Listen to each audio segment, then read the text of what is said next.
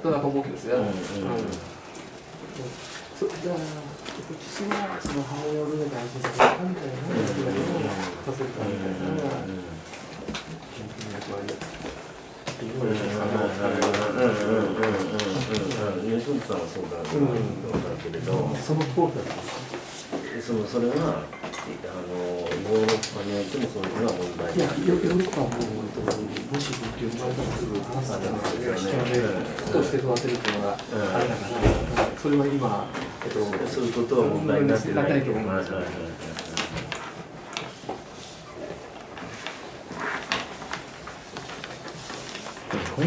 今回の選挙完全に予想通りだったな。共産党と自民党しかないっていう話。もう実態的になんかそれ以外の勢力がないじゃないですか。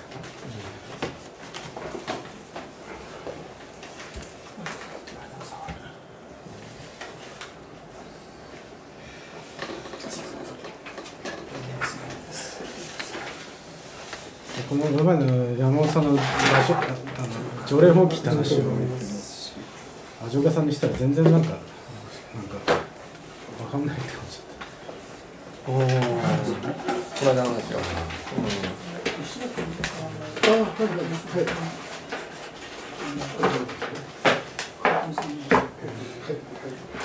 なんか意味ないんじゃんって話って。本当。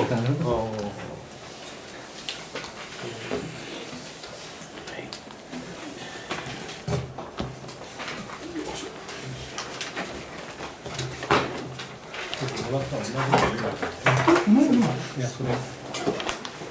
それがそう朝から授業やっててもできるね。それさらに夜まで1、2、3と授業やってそれでちょっと忙しくてあんまり準備できなかったんでその後準備してそれでここに来てまだ早く飲み会に行こうしていやいいですねどうでもところ夜から頭疲れませんね。もうそんな続ける何もできないそんな。そうですね。あんまり頭使ってないのかもしれない。いや今日はね、だから授業はそう確かにあんまり頭使ってないんだよ。全部ドイツ語の授業なんで。講義の授業っていうのがなかった。みんなドイツ語を読む授業。ドイツ語を読む授業はね、やっぱり普通の講義とか演習に比べるとあんまり頭使わない。勝手知ったるみたいな。よく言うとチーチーパッパだから。チーチーパッパと1年生のドイツ語があったのね。もう幼稚園教えてるみたいな。だってまだドイツ語始めて数ヶ月だからね。だからあんまり頭使ってないから。今日はむしろこれがメインイベントはい、それじゃあちょっとこのシーンがあれですのでそろそろ始めていきましょうか。はい、言語にとって美とは何かの今日は第2回目ということで今日は少し本文を丁寧に見ながらこの内容について考えていきたいというふうに思っています。で、吉本さんがこの言語にとって美とは何かっていう本を、書いたっていうかこの著作を、最初に形にしたのは60年安保の後の、あと、思考という雑誌を発刊して、その思考の創刊号からずっと連載を続けて単行本としては1965年にまとまったわけですけれども、なぜこの本をこの著作この言語にとって美とは何かという著作を書かなければいけなかったのかという問題、なんですけれども一つは直接的なつながりとはありえないかもしれないけれどもやはり僕はこれは60年安保闘争に対する一つの総括というか締めくくりであったと。6次元闘争が、空前の、戦後における空前絶後ともいえる政治闘争として展開されたわけだけれども、それが敗北に終わる。特に一瞬垣間見えた真の意味での大衆の自立というか大衆の自律的反乱の可能性というものが一瞬垣間見えたけれども、結局その後大衆のそうした自律的な反乱というものは国家と直接、対峙をするという形にはなり得ないまま敗北へと終わっていった。そういう中で安保闘争においてすらそうしたその国家と大衆あるいは国家と民衆というものが直接的に対峙し合うというか、あるいはそれを通して国家というものが無化されていく可能性というものが一瞬垣間見えながらも消えていったということに対するやっぱり吉本さんの非常に痛苦な思いというのが60年安保闘争後にあったはずだと思います。だから、そこから吉本さんが導いた一つの課題というのが今おっしゃられた60年安保闘争で可能性がほの見えながらも消えていった国家と自立した大衆の原理的な意味における対峙というもの、その可能性というものをどういう形で捉えるのか。でその時に出てきたのが、僕の考えでは戦後に続き2度目に吉本さんの中で捉え返されたマルクス思想あるいはマルクス理論って言ってもいいかな、その中から引き出された、一つのなんて言ったらいいかな、理論的な方向性であったところの幻想論という問題だったと思うんですね。国家の本質を一つの幻想、後の言い方で言えば共同幻想としてみる。で同時にその共同幻想という国家の本質である共同幻想も含めたその人間存在あるいは人間の諸活動の中における幻想という形で呼ばれる領域、幻想領域と呼ばれるものの原理的な確定というものをやることを通して、改めて国家と原理的に対決する方法というか立脚点というものを改めて本質的な形で取り出そうとすることが60年安保後の吉本さんにとっての非常に重要な課題であったんだと思います。でその課題の中心に先ほど言ったように幻想論があるとすると、その幻想論の最初の取り組みがこの言語にとって理解は何かである。そこでですね、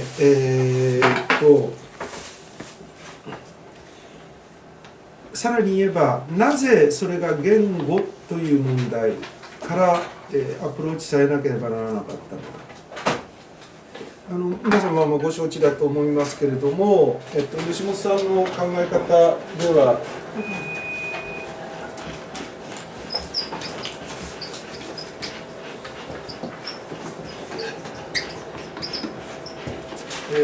人間の持つ幻想領域というのが3つに区分をされると。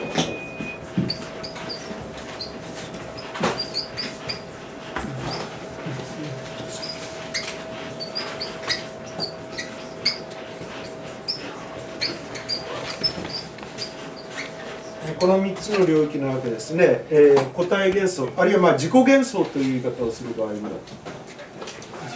いう言葉を使う。それから対幻想、ペアの幻想と、それから共同幻想で、先に言えばこれが性の領域になるわけですね。でこれが、国家でいいかな、国家である。じゃあそれに対してこの個体幻想の領域は何かっていうと、これは基本的には意識意識というよりは心的世界と書いてもいいかな。心的世界である。ただこの心的世界というもの、個体幻想として現れる個々人の心的な世界というものが実は言葉言語の問題と不可分であるというところが一つ重要な問題だというふうに言えるんじゃないかと。つまりその個々の個体の中にある幻想領域としての個体幻想というものは実はその個々人のにおけるその言語活動あるいは言語表現というものと不可分な形で結びついているというのが僕は吉本さんの認識であったというふうに思います。したがって、図式的な言い方をすると先ほど言ったように60年安保後の、吉本さんにとっての理論的思想的な、最重要課題というのは幻想論であったとするならば吉本さんはまず個体幻想の問題からこの幻想論の領域へと入っていこうとした。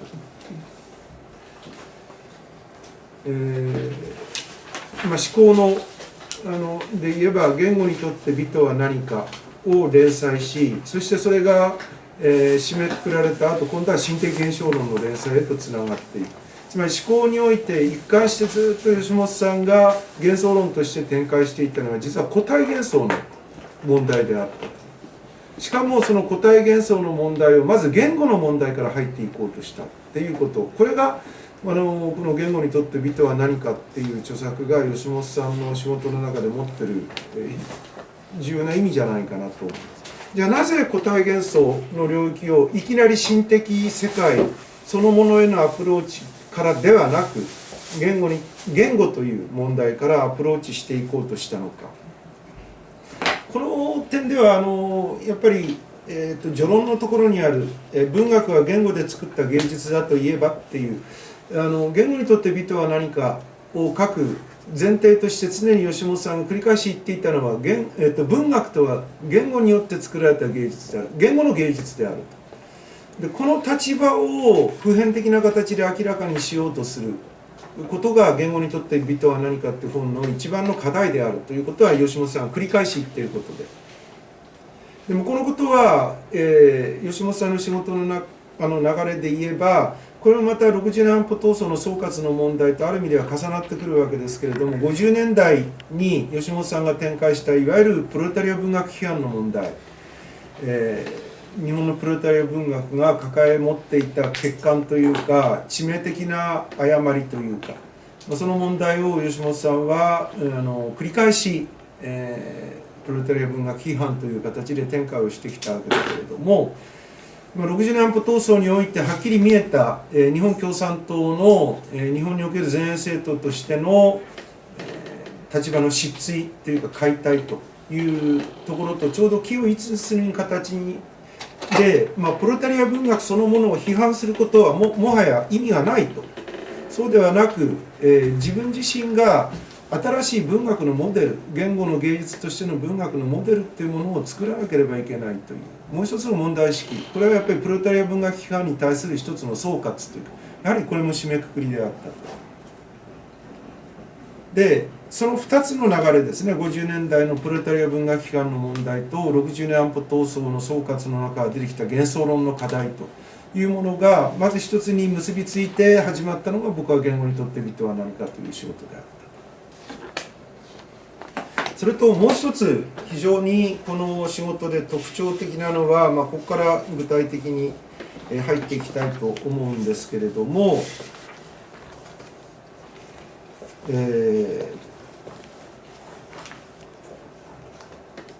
日本人の近代日本人のっていうも、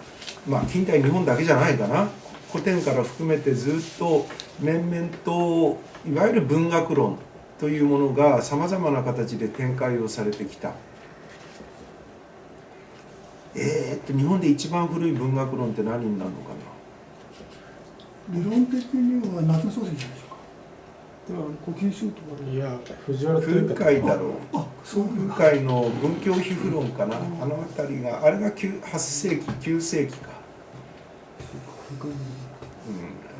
いっぱいあるわけですね。ところが日本の文学論っていうのはおおむねなんて言ったらいいかな、一種のその個人芸って言ったらいいのかな、個人芸の改陳というか、まあ、今古今新古今という話が出ましたけれども、確かに日本の文学論の伝統の中で新古今を編纂した藤原定家、それからそのお父さんで千載和歌集を編纂した藤原俊勢、この2人が書いた文学論っていうのは、僕は日本の文学論の伝統の中で大変重要な意味を持っていたと思うんで、でそこで彼らはどういう議論をしてたかっていうと、右心体とか有限体とかっていう、まあ、一種いわく言い難い表現のコツっていうか、表現の在り方みたいなもの、これはこういうふうにやるもんだという、まあ、だから古今もそうだけど、伝授という形で要するに家の芸っていうか個人芸というか、和歌の方では科学って家の学って書いて科学というそうだけど、科学として代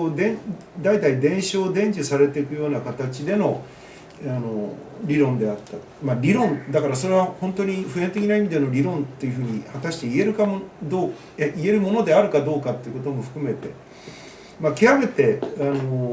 なんていうかな、どう言ったら個別的っていうか、まあ要するに個々の実践というものに非常に特化された形で書かれている、まあいわばその芸談みたいなもの、芸談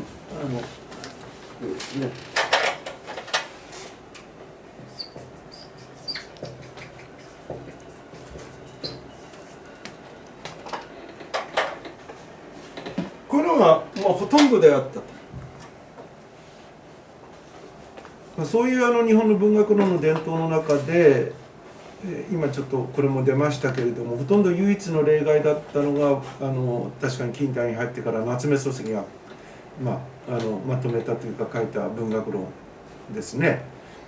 あたりということになると思います。ただ漱石の場合ですらも、やはり漱石の個性って言ったらいいかな、漱石が特にイギリスで勉強した体験というものを踏まえた、まあ、そのイギリス経験というイギリス体験という漱石自身の個的な体験というものが非常に強くベースに、残っているというか、踏まえられた文学論であると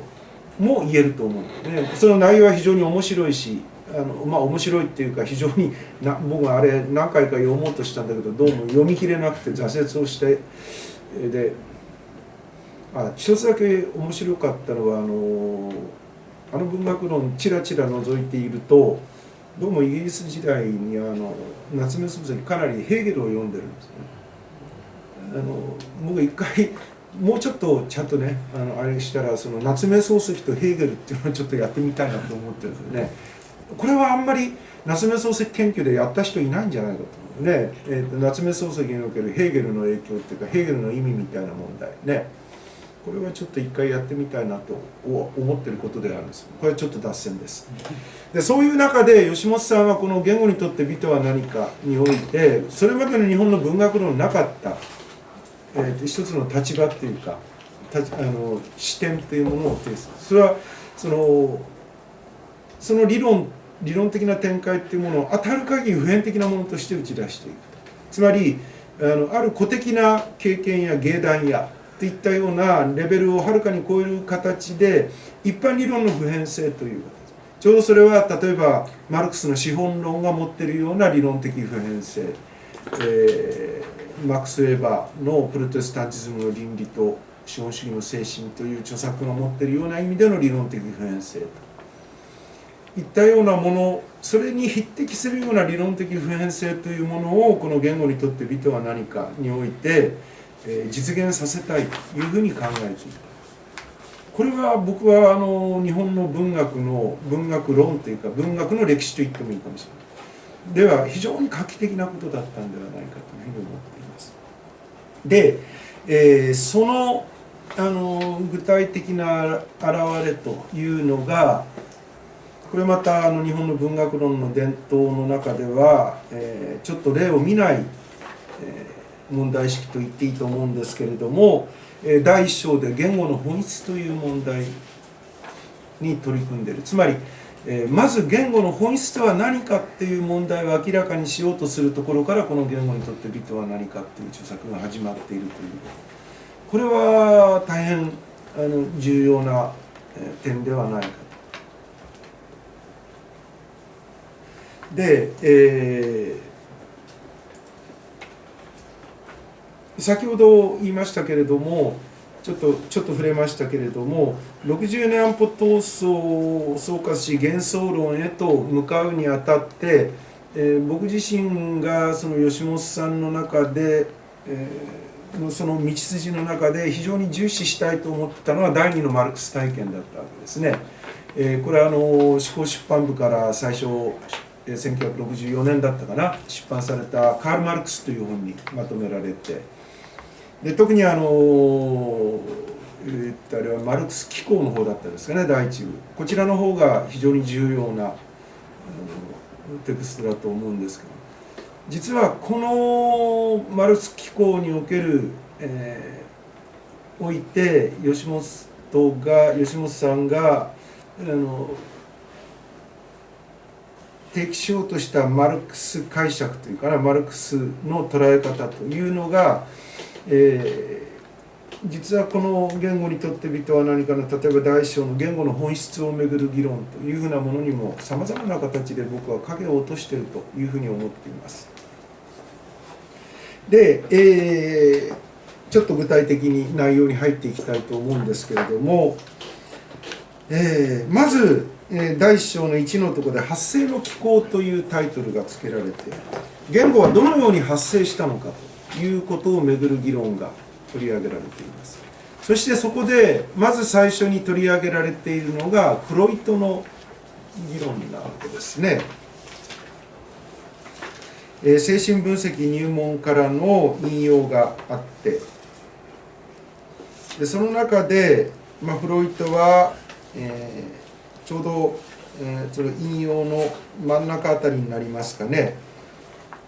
かようにして多数の原子語が作られたというわけであるが、それらはすべて性的由来を有し、その性的意義を発揮したのであったと。以上がスペルベルの主張でありますと。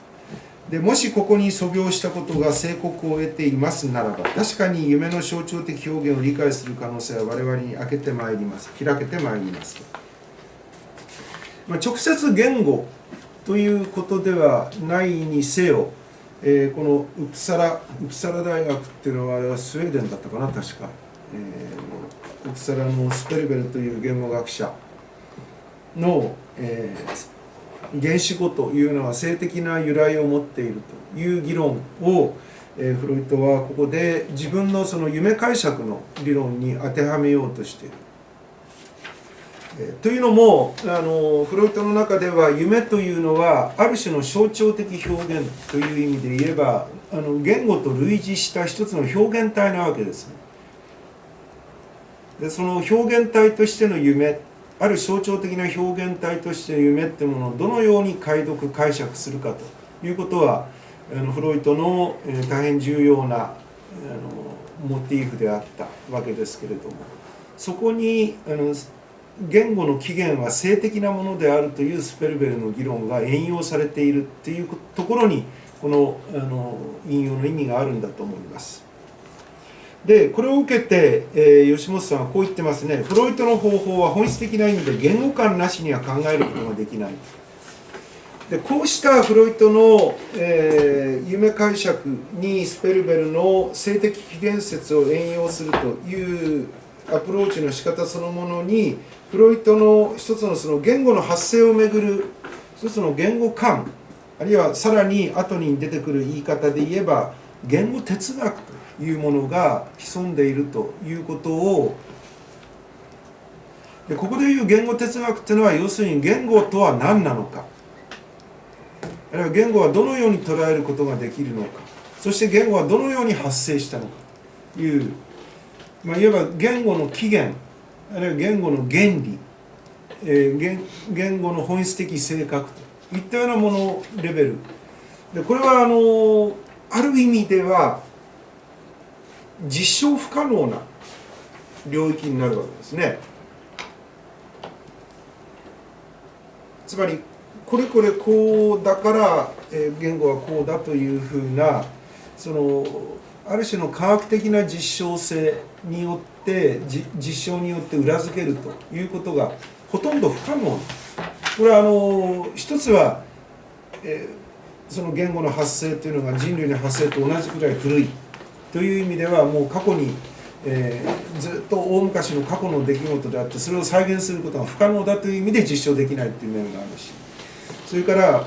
いくらデータを実証的なデータを積み重ねていっても、それ自体が言語の全体像というか言語の原理像というものを明らかにすることにはつながらないという意味。つまり言語を一つの全体性、構造的な全体性、体系性というもので捉えるためには実証的な個別データというものを積み重ねているだけは不十分であって、その全体性を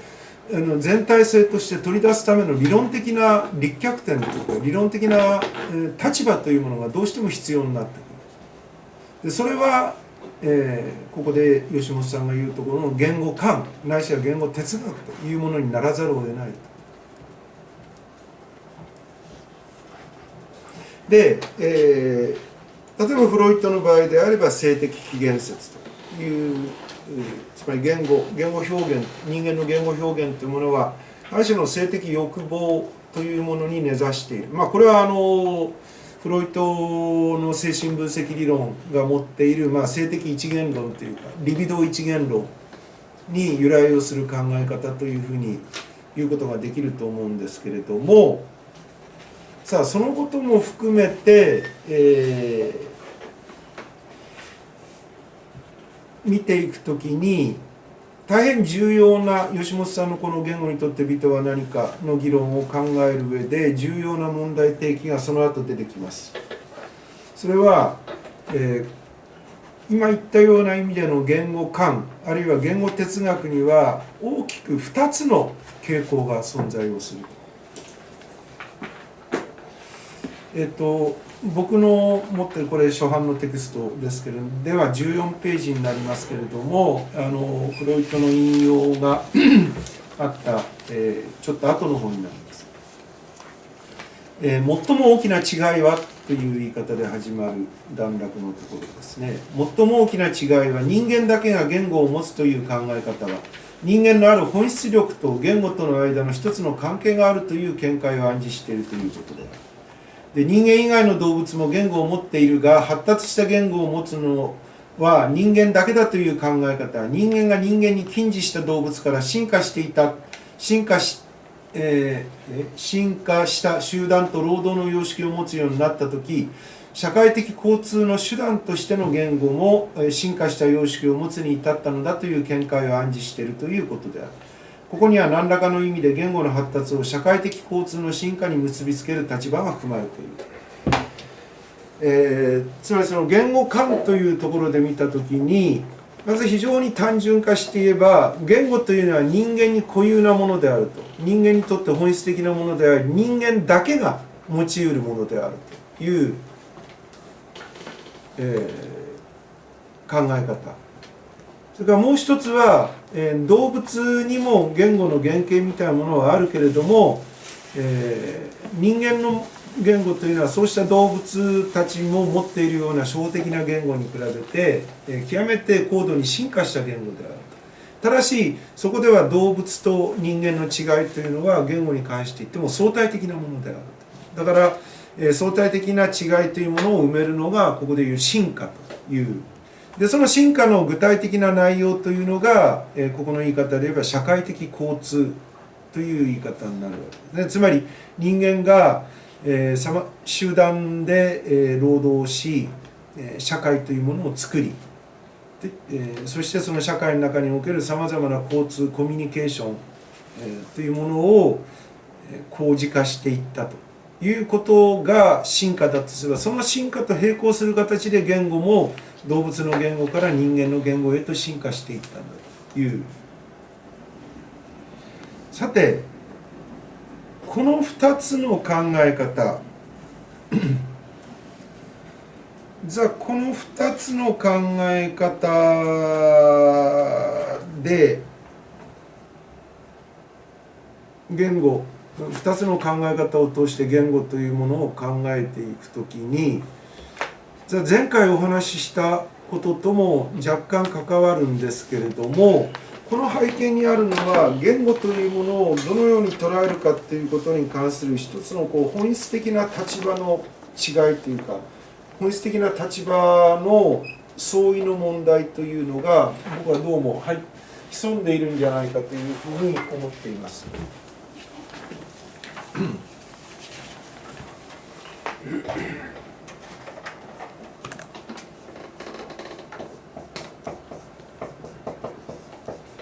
前回もお話をしましたけど、言語っていうものは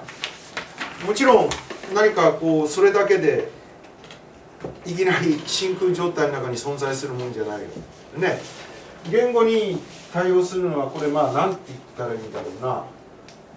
例えば主体というふうに、あるいは心的世界、意識、つまりその何らかの形で人間、動物の言語もあるっていう立場からすれば人間というふうに限定はできないかもしれませんけども、とりあえずここでは人間に限定しておくと、その言語ってものを考えるときに必ずその言語を一方の極に言語を置くとすれば、これを一方の極に置くとすれば、この言語に対応する形で主体とか心的世界とか意識とかっていうような言葉で表されるような人間の、ある種の領域というか、あるいは活動って言ってもいいかな、実践活動といって、そういうものが、対応していると。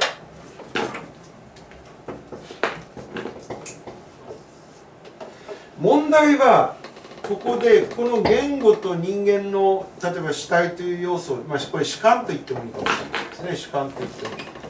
主観。これ心的世界や意識というものを、これはじゃあどういうふうに対応しているというふうに見るのか。この言語と人間の内部にある心的な領域、意識の領域というものの間の対応関係をどういうふうに捉えるかというところで、実はこの言語間の違い、相違というものが、本質的な形で現れてくるということじゃないかと思うね。で、実はここのところに先ほどちょっと触れた60年安保後、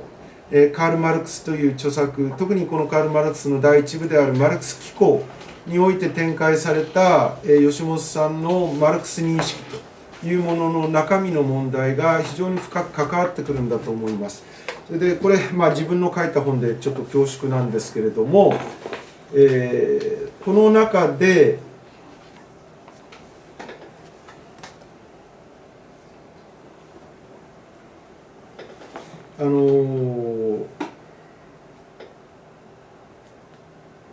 そうか。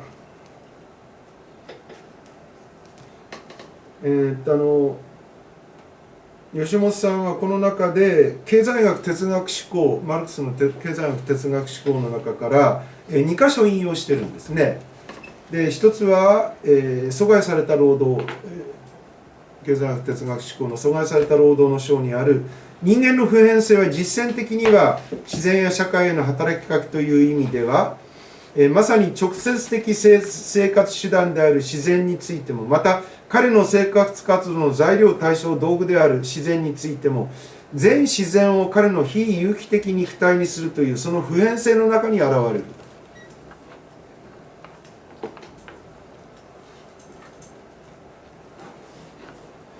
で、また私有財産、私的所有と共産主義の章にあるのは次のような言葉です。これは大変経済学哲学思考で有名なくだりだと思います。死は個人に対する類の冷酷な勝利のように見え、またそれらの統一に矛盾するように見え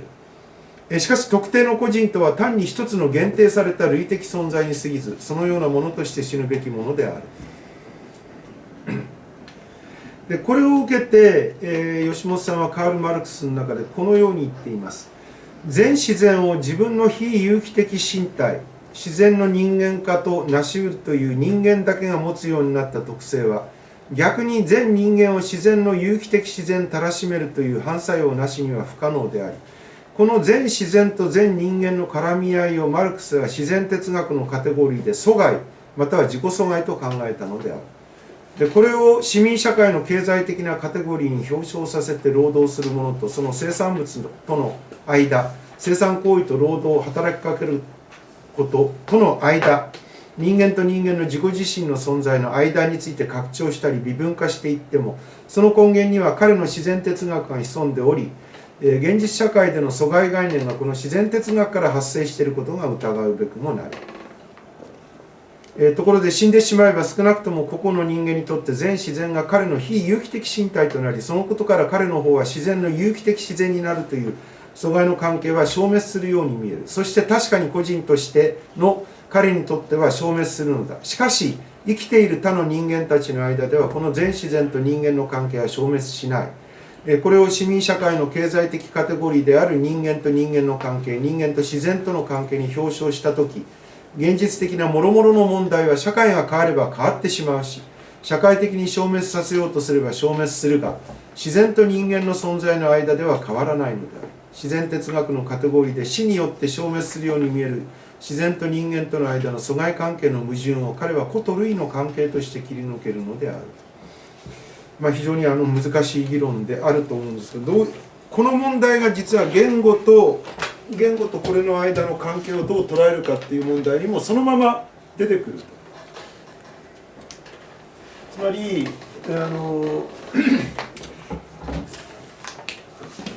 非常に図式化して言えば、ここ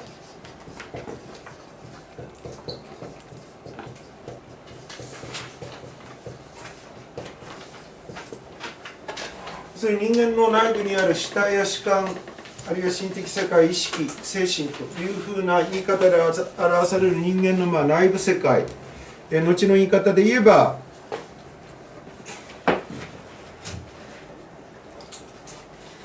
個体幻想の領域と、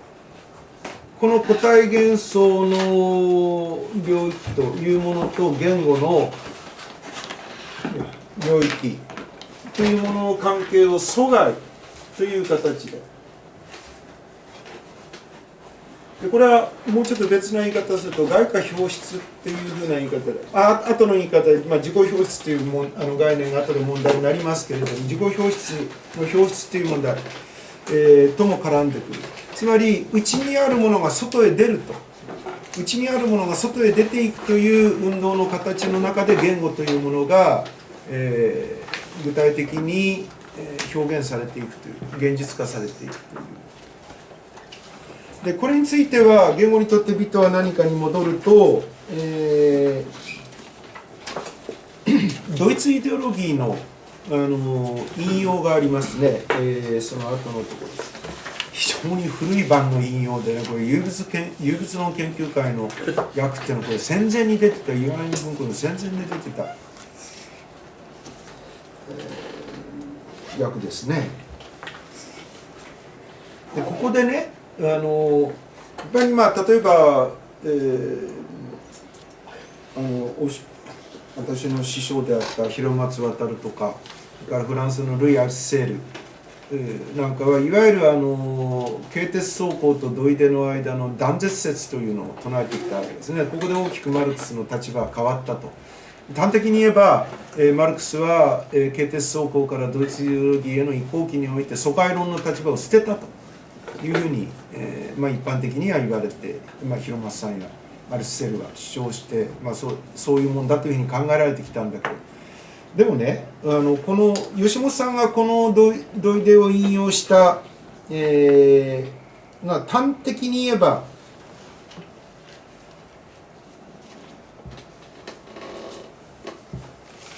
1行目、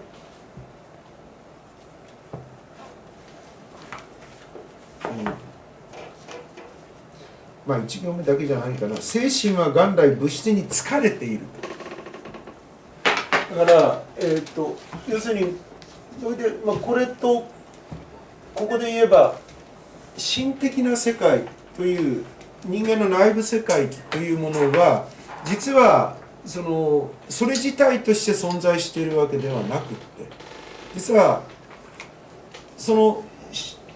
内部世界の外側にある物質的なものと必ず結びついて、必ずそれと結びついた形でしか存在し得ないと。これはそういえばこういう形でしたんだけど、これには当然こういう向きが関わるわけですね。こういう向きが関わる。これはちょうど反作用になる。吉本さんの言い方で反作用という言い方で。つまり、この内部世界から言語が外側へと阻害されるということは、逆に言えば言語という外側、心的な世界の外側にある、これ外部にあるものがいわばこの内部世界というものにくっつくというか結合すると。結合して我々に目に見える形で現れてくるのはこの世界になるわけ。この世界は目に見えないわけです。心的な世界というのは目に見えない世界だ。じゃあ目に見える形でこの心的世界というのはどう存在しているかというと、要するに言語というものを通して存在している。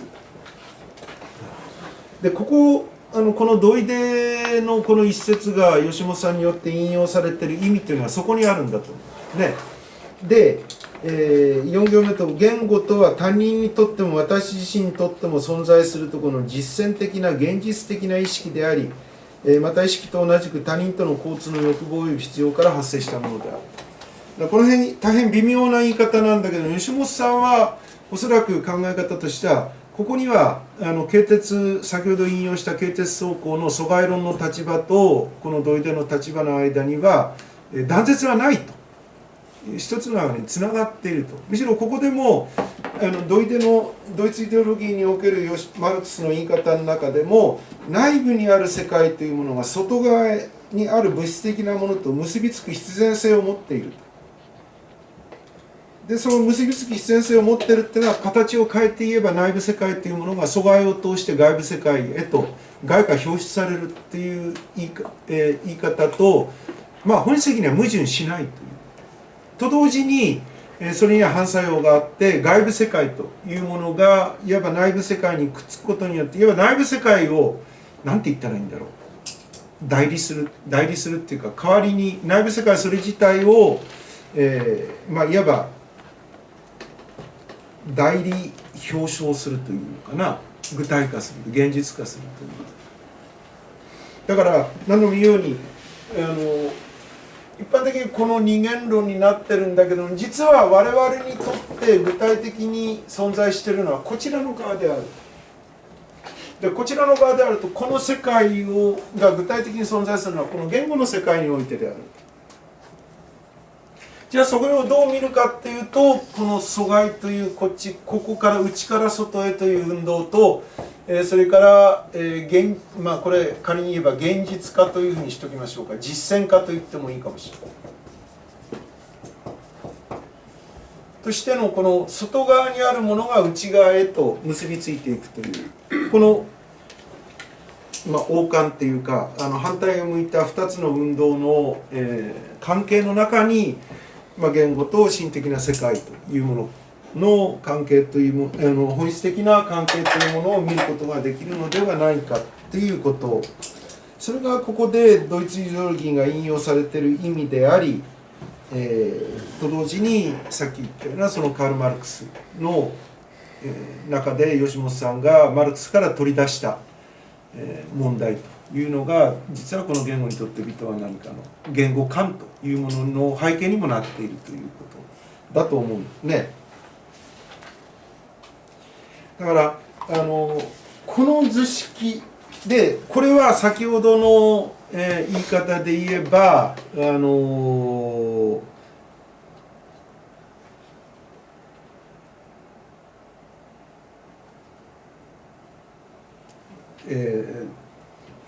前者っていうかね、そこでランガーが、その立場を代表するランガーのシンボルの哲学の、ことに触れながら、人間だけが言語を持つという考え方を代表させているわけです。これは言語非実用説という言い方も吉本さんしてるわけですけど、明らかにこの立場に近い形で、ここでは吉本さんは自分の言語観というものを示そうとしているということが読み取れると思います。ついでに言うとこのS.K. ランガーっていうこの人はアメリカの優秀な言語学者だったんだけど、実はこのランガーはシンボルの哲学のタイトルからも明らかなように大変エルンスト・カッシーラの哲学から大きな影響を受けた人なのね。で、後でカッシーラの引用が何箇所か出てきます。でこれは明らかにランガーを経由しながら今言った言語非実用説、あるいはその吉本さん的に言えば言語阻害表出説って言ったらいいかな、その立場に、をいわば補強する、一つの思想的な根拠っていうか、それを提供するものとしてカシーラが引用されてる。でそれはちょっと先になりますけれども、例えば、カシーラの引用はどこにあったかな。そうですね。2章の第1章の3の音韻韻律品詞、という項のところのずっと万葉集の引用がずっと続いた後のこの9番の経草書傍版では52ページになってますけれども、そこでカッシーラは言語の中で次のように書いている。で自我感情は言語構成の過程において根源的意義を有すると。自我感情っていうのはこの世界に言うわけですね。こちらの心的な世界のことを主観的世界のことで、この世界が言語の構成にとって本質的な意味を持つと。これは明らかにカシーラの一つの言語哲学というものを示していると言っていいと思います。にもかかわらずそれに対して独立な言語的表現を与えるためにはフンボルトも指摘したように相当困難な事情が存在するということを見逃すことはできない。ここで出てきたフンボルトというのはビルヘン・フォン・フンボルト、ベルリン大学を創設した、彼は何て言ったらいいんだろう、言語哲学者であり政治家であり哲学者でもあった。ただフンボルトはドイツで最も古い言語論と言ってもいい言語起源論というのを書いてるね。ついでに脱線ですけど、このフンボルトに弟がいたんですね。アレキサンダー・フンボルト。アレキサンダー・フンボルト。この人実は探検家なんです。で南アメリカとか辺もずっと一体探検していろいろ発見をしてるんだけど、それが実はいまだに名前に残ってる。ペンギン、フンボルトペンギン、それからフンボルト海流、これみんなこのビルヘルムの弟のアレクサンダーが見つけたんでその名前がついてる。でね、この人アトラスっていうね、こんなでかいね、版がねこれくらいあってこんな分厚い7冊のね探検報告書を書いてる。でね、バブルの頃ね翻訳しようって話があった。もうその後立ち消えんだ。どこの本屋もそんな本出すって言わないから、あれは出ないしな、こんな分厚いの、本当こんなでかい大判で、図版もいっぱい入っててね、全7冊アトラスって。ぜひ読みたいんだけれどもなかなかねちょっとごめんなさい、ちょっと余計なことで。はい、で続けましょう。なんとなれば自我の本質は主観であるというところに損するのに、一方において思考ないし言語過程においてあらゆる概念が思考する主観、言語する主観に対して一つの客観でなければならない。これが非常に的確な形でこの2つの関係を表しているわけですね。だから言語の本質はこちらの側にある。ところがそれが一旦阻害されて外側に出てしまうと、これは一つの客観でなければいけないんですね。言語は客観である。言語はつまり主観的なものの表現であると同時に一つの独立した客観性でもなければいけない。そういうある種の矛盾論理矛盾とも言えるような2つの性格を同時に帯びなければいけないということをここでカッシーラは言ってるわけです。それが、こう言って外に出たものが一つの客観として自立して、それが、逆にこの主観的なもの、人間の内部世界というものを、現実化し実践化するという形で規定をしていくような、その関係の中に潜んでいる本質だということになるわけですね。この矛盾を克服するために言語はその初期においては主観たる自我を客観たる対象概念のうちに表現する。でこの最も著しい例証として認証代名詞がはじめ、所有格的代名詞として発生するという事実を挙げることができる。これ何のこと言ったの？認証代名詞がはじめ所有格的代名詞ね。それどこですか？ちょっと今はっきり分かんないですけど。69ページ。万葉集の引用がずらーっと並んでた、ところの直後です。名詞、代名詞、動詞、形容詞、副詞っていう。69ページの初め。69ページのこれがこれ。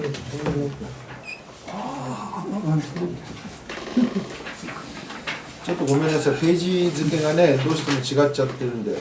なかなかなんですけれど。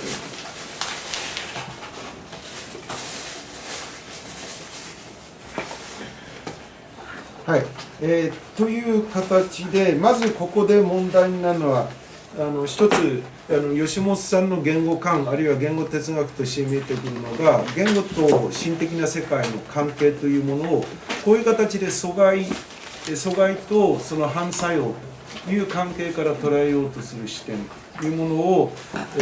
ランガーあるいはカシーラ等の、言語哲学というものを援用しながら、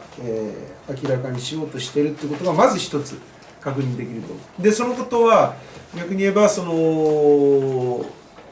経哲走行やあるいはドイツイデオロギーで表現されているマルクスの、いわばヘーゲルを受け継ぐ形で持っていた、吉本さんの言い方で言えば疎外論的な文脈というものを、いわばこう写生する形で、言語を社会的交通の手段というものに非常に単純に還元していった、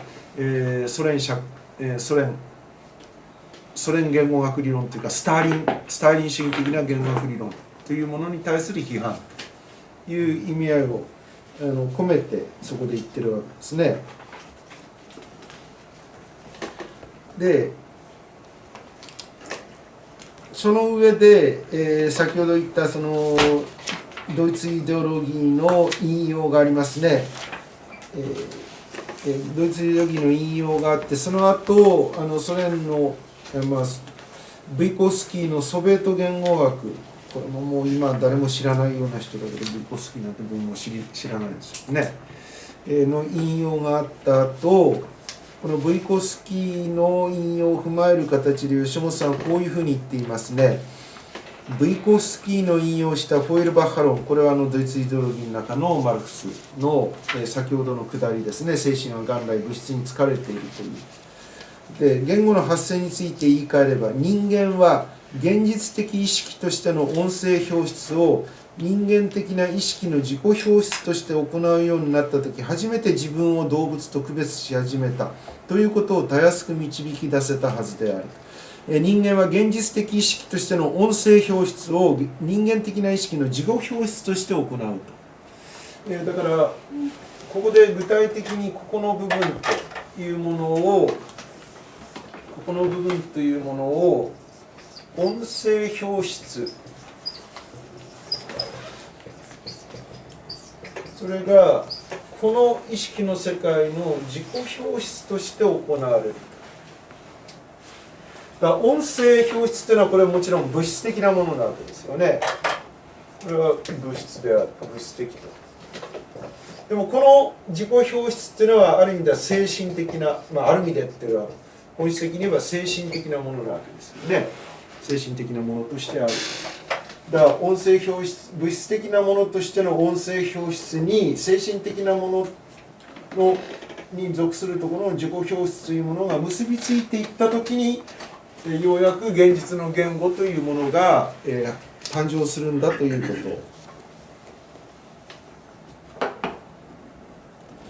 と。で、なぜか自己表出にだけ吉本さんはドイツ語をつけてるんですね。ゼルスタース・ドゥルックングっていう。なんでこれ C 表出の方には実は後で触れますけど C 表出にはドイツ語ついてない。でちょっと考えてちょっと深読みなのかもしれないけれどもやっぱり、ゼルプスとは自己なんだけれどもドイツ語で自己っていうか自我っていうとイヒですね。イヒとゼルプスとって違うんです。ゼルプスとはむしろなんていうのかなおのずからっていうふうなニュアンスに近い。だから自己表出という言葉をなんていうのかな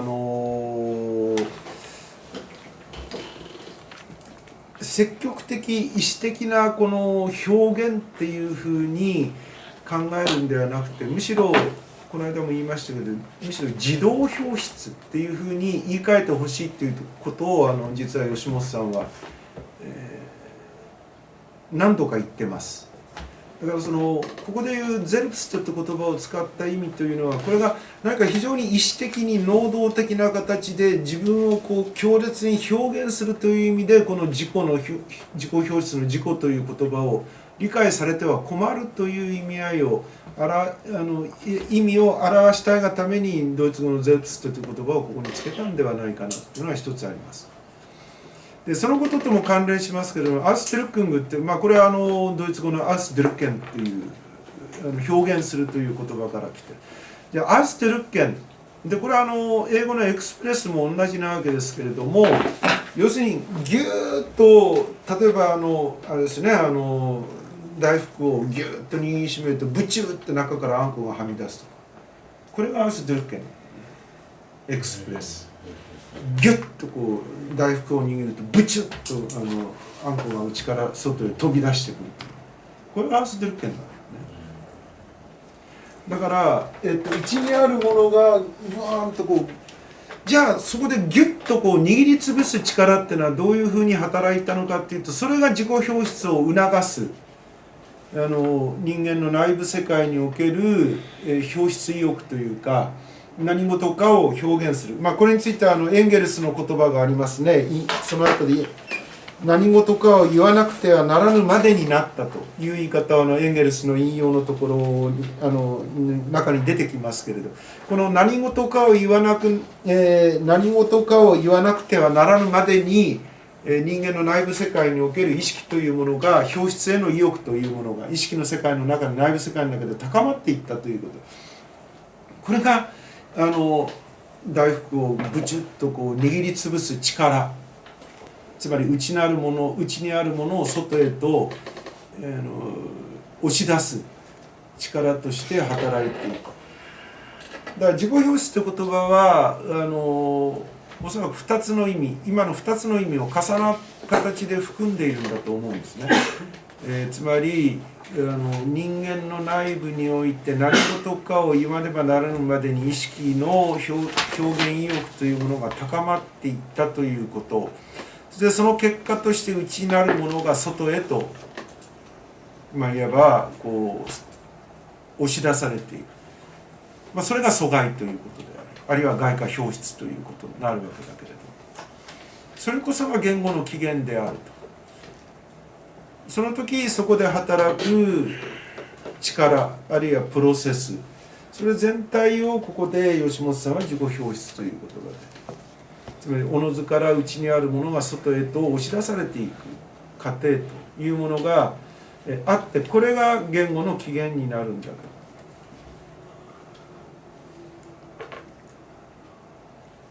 そして今でもないわけですけれども、同時にここでなされたこちらの側ですね、音声表出の世界、これが、今度は言語という形になっていった時、これは高度な独立性、客観性と言ってもいいです。客観性を、帯びるに至ると。でこれが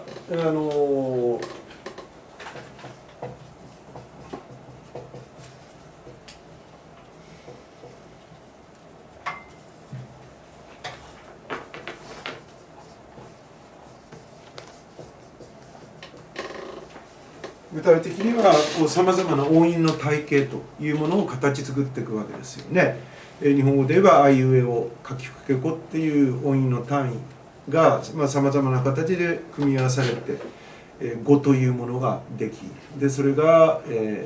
文を表現しというふうになっていくわけです。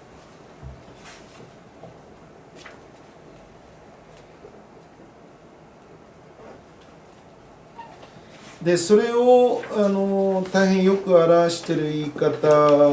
が、その先ほどちょっと言ったエンゲルスの引用、の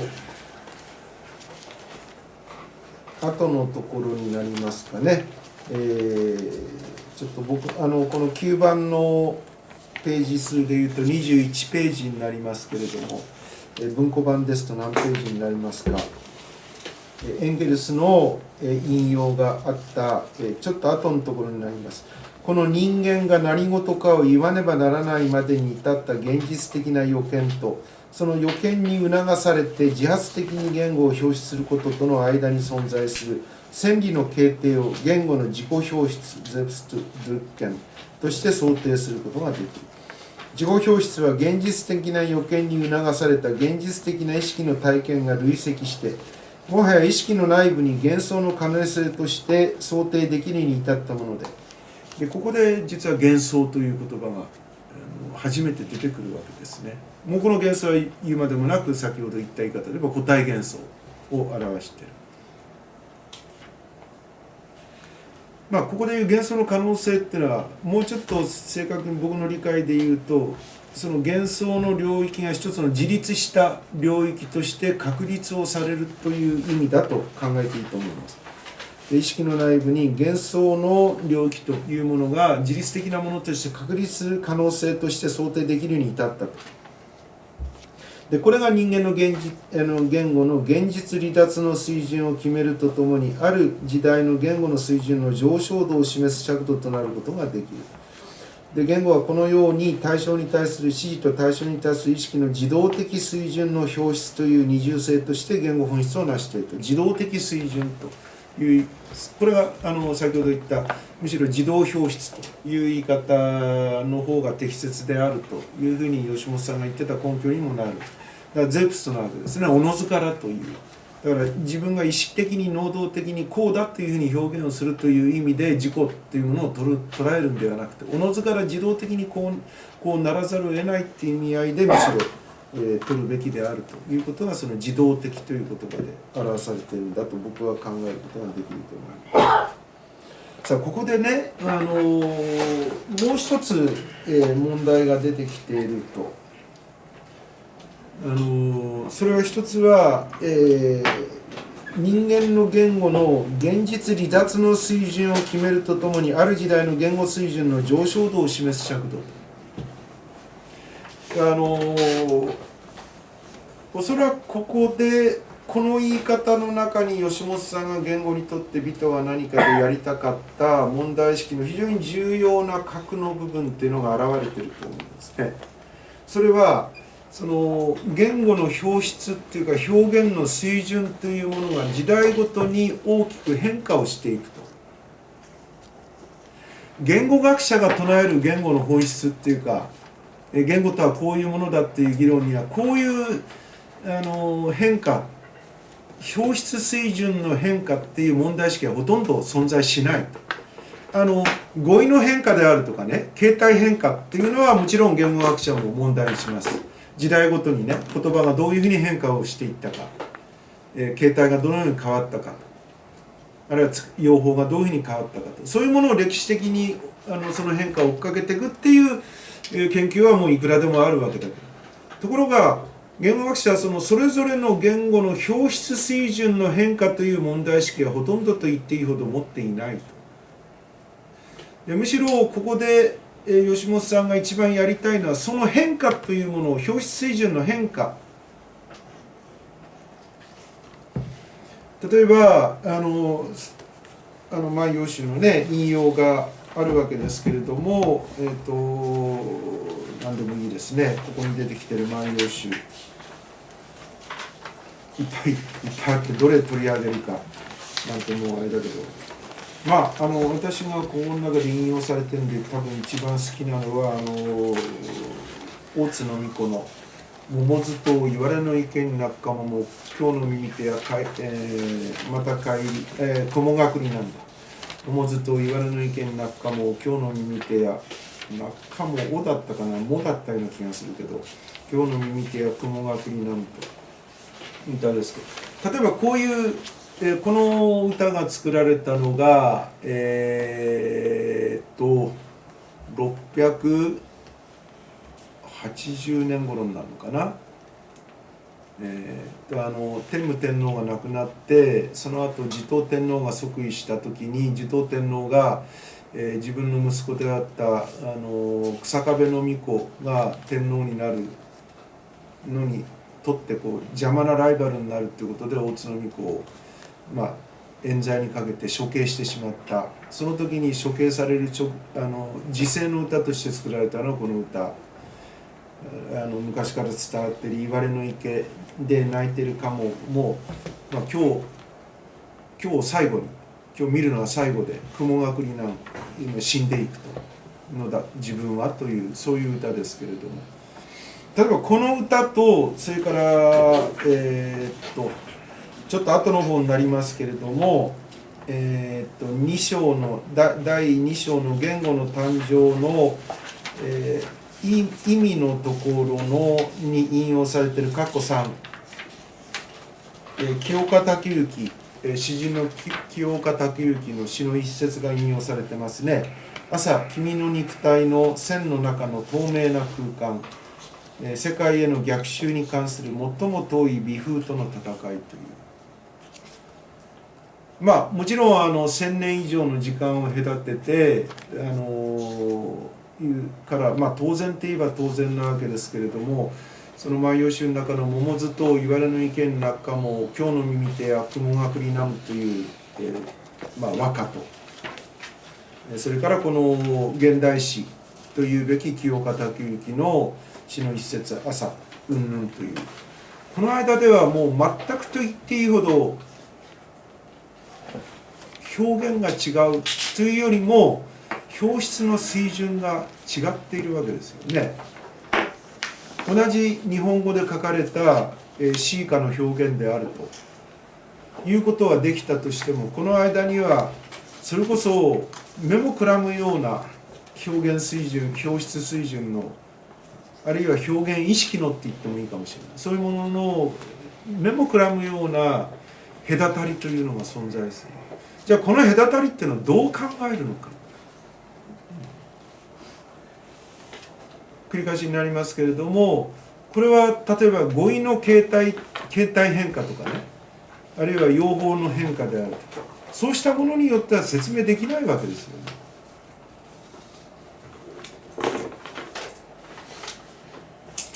ね。でちょっとこれは後のところを先取りする言い方になるけれども、今もし例えば「桃津と」っていう和歌とこの「朝、君の肉体の」っていう清岡武之の、現代詩の一節と、この間にある目もくらむような隔絶隔たりというもの、あるいはそれをもたらした変化というもの、それを表出水準のレベルにおいて捉える捉え方っていうのがもしできないとすれば、本当の意味での文学史、文学の歴史っていうのはありえない。つまり言語の芸術としての文学というものに生じた、そうした表出水準の変化というところから見られた歴史というものが存在しえないということになってしまうわけです。まあこれが後でね、僕が今一番実は楽しみにしている、第4章の問題と、近代表現転移論、近代表出史論の基本的な問題意識ということになるわけです。まあここではもちろん近代だけが対象になっているわけだ。まあ、ともかくそうした問題を言語にとって美とは何かっていう著作が問おうとしているっていうことを非常にはっきりとした形で言ってるのが今、読んだ箇所、軽装版で21ページのところにある、つまりその自己表出の水準というものがどんどんこう高まっていって、ついにそれが客観的な言語として表現されるというところに至った。でそこから言語の表出史というものが始まったとすれば、その表出史の内部でもこれはまた、どんどんある時代の言語の水準の上昇度、どんどん水準が上昇していく、上昇っていう言葉抜けてないよ。つまり多分こっちとこっち違うんですよ。ちょっとね全然違う。要するに上昇っていう観念を削ったんでしょう。上昇とは言えないかもしれないね。だって後退かもしれないし、上昇、僕もちょっとこの上昇って言い方は引っかかりますよ。これはやっぱり表出水準が必ずしも歴史とともにずっと右肩上がりで上っていくわけじゃないわけでしょ。後退する場合だってあり得る。これ多分間にあった新書みたいになったじゃないですか。相当ずれてるんでしょうね。言語にとって美とは何かバージョンが3つ確かあるはずで、この9番のバージョンと、それから前著作集のバージョンと、それから今この角川文庫に収められているバージョンと、細かいところでかなり違っていることは確かに。すいません、僕はこれを使ってオリジナル版でという9番でというふうに。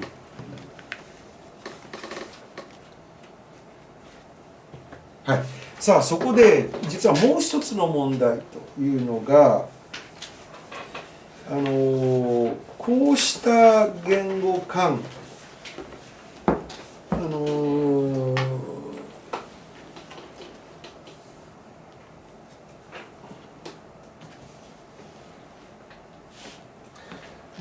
今読んだところの、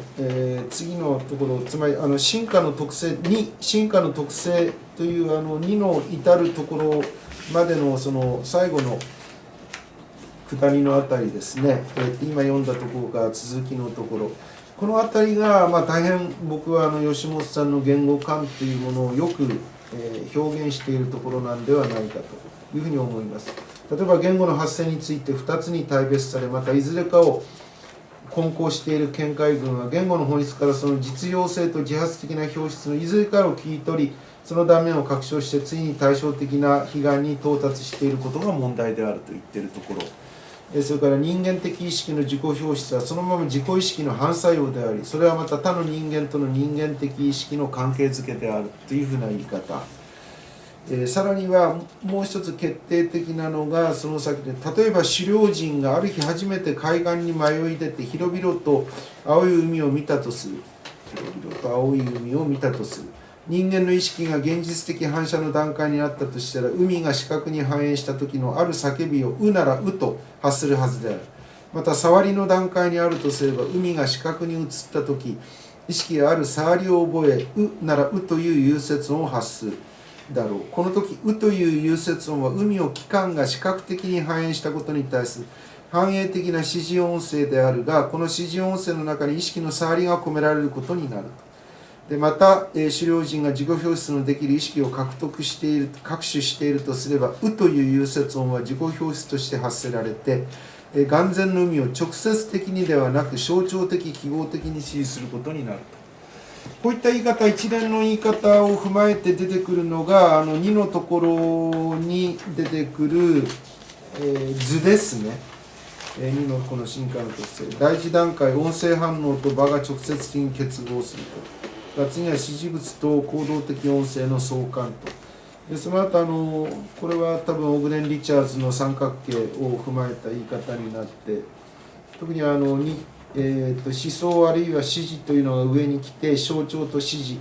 の関係というものが下に来るこの三角形の形ですね。そして最終的には、その後のところに吉本さんの議論の中で極めて重要な、第一図というふうに言われているものと第二図というふうに言われている図式、これは第一章の言語の本質の2の、進化の特性の、後半のあたりに出てくる。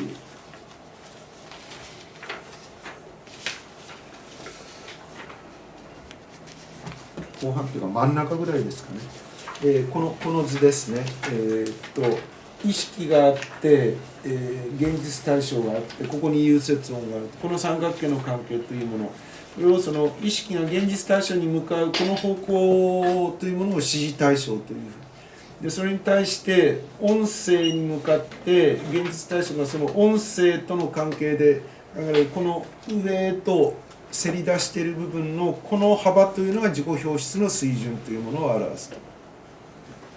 でしかも、この第一図だと有節音声は直接現実対象を示するというところで回収されるわけですね。ところが第二図になると、指示表出と自己表出にとのいわばベクトルの形で有節音声が発せられるわけだけど、この有節音声は現実対象から有利をした対象像、つまり一つのイメージっていうかな、表象と言ってもいいかもしれないですね。表象ないしはイメージという形で現実対象から分離され自立した、でこれが先ほど出てきた現実離脱と、言語の現実離脱っていうことの意味になるわけです。まさにその今言ったこの阻害の関係と阻害とその反作用の関係というものを突き詰めていくことの中から自己表出という形で自己表出という形でこの言語の外部世界としての言語と内部世界としての意識心的な世界の関係というものが捉えられたわけだけれども、そこのところにその現実対象と有節音声の関係、つまりここですね、この高度な事実性客観性を帯びるようになったこの音の体系有節音声の体系というものと結びついたときに、このいわば音声表出と自己表出の結びつきというのは、これが指示表出、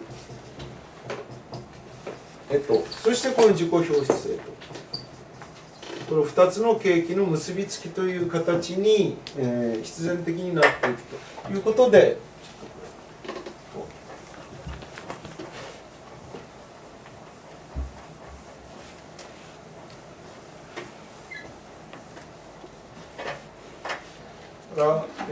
その図をもう一回書くと、意識があって、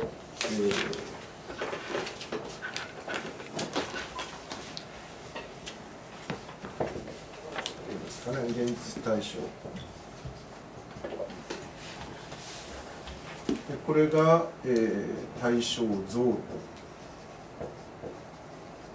これが有節音声、要するに言葉ですよね。これが言葉ということになるわけだけど、そうこういうふうな形でこれはベクトルになる。これが指示表出で、これが自己表出でということになるわけですね。この自己表出と指示表出の、いわばベクトルとして有節音声というものが発せられて、それが、ここから、分離離脱をすると。で、対象像として、これは自立化していくわけですね。この時初めて、ここで、ここに一つの独立した言語表現の水準というものが、生まれるということになっていくわけですね。その意味でこの第二図というのが、僕は吉本さんの言語化にとって大変重要な意味を持っているというふうに言えると思います。で、繰り返しになりますけれども、この自己表出と指示表出のベクトルの中が有節音声というものを位置づけ、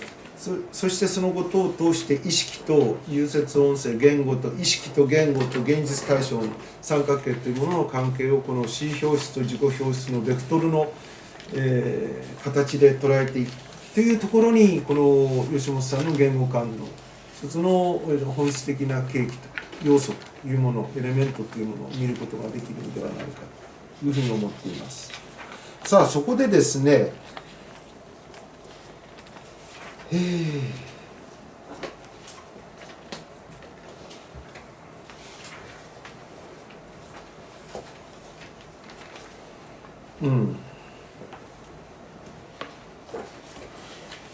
ここから吉本さんの議論は、さらに分節化される形で、3の、音韻韻律品詞と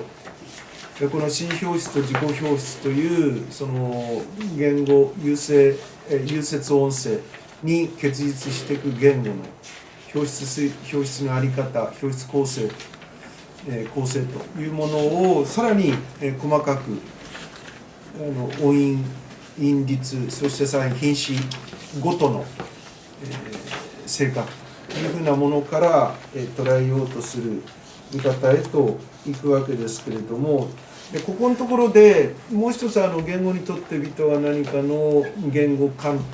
というものに大変強い影響を与えている時枝元樹の言語論が出てくるわけですね。時枝元樹の国語学言論の中で韻律の本質について、3の、音韻韻律品詞の3のところの、すぐの部分のところに始まって直後のところに、韻律の問題について時枝元樹が言っている。で、私の今の問題は言語におけるリズムの本質移管の問題である。で、リズムを内的発動性に求めることはリズムの心理的側面の研究であり、またリズムの形式を調査することはリズムの客観的側面を研究することである。またリズムの具体的経験そのもの、言語におけるリズムの本質を明らかにしたものである。私はリズムの本質を言語における場面であると考えた。しかも私はリズムを言語における最も原本的な場面であると考えた。原本的とは、言語はこのリズム的場面においての実現を他にして実現すべき場所を見出すことができないということである。あたかもそれは音楽における音階、絵画における構図のごときものである。各考えてくるとき、音声の表出があってここにリズムが成立するのではなく、リズム的場面があって音声が表出されるということになる。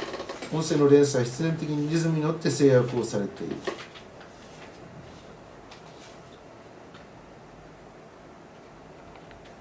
ここでリズムっていう言い方で時枝元樹が何を言おうとしたのかちょっと分かりにくい部分もあるんだけれども、おそらく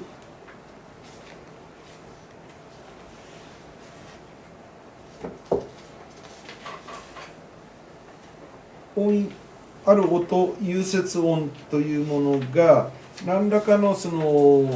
う言ったらいいかな、区切りというかある種の分節性というものを持つということ、逆に言えばそうした分節性を持たない限り有節音声は言葉にならないわけですね。日本語って吉本さん自身も書いてるけど東拍音で進むんであんまりリズムっていうのはわからない。だけれども例えば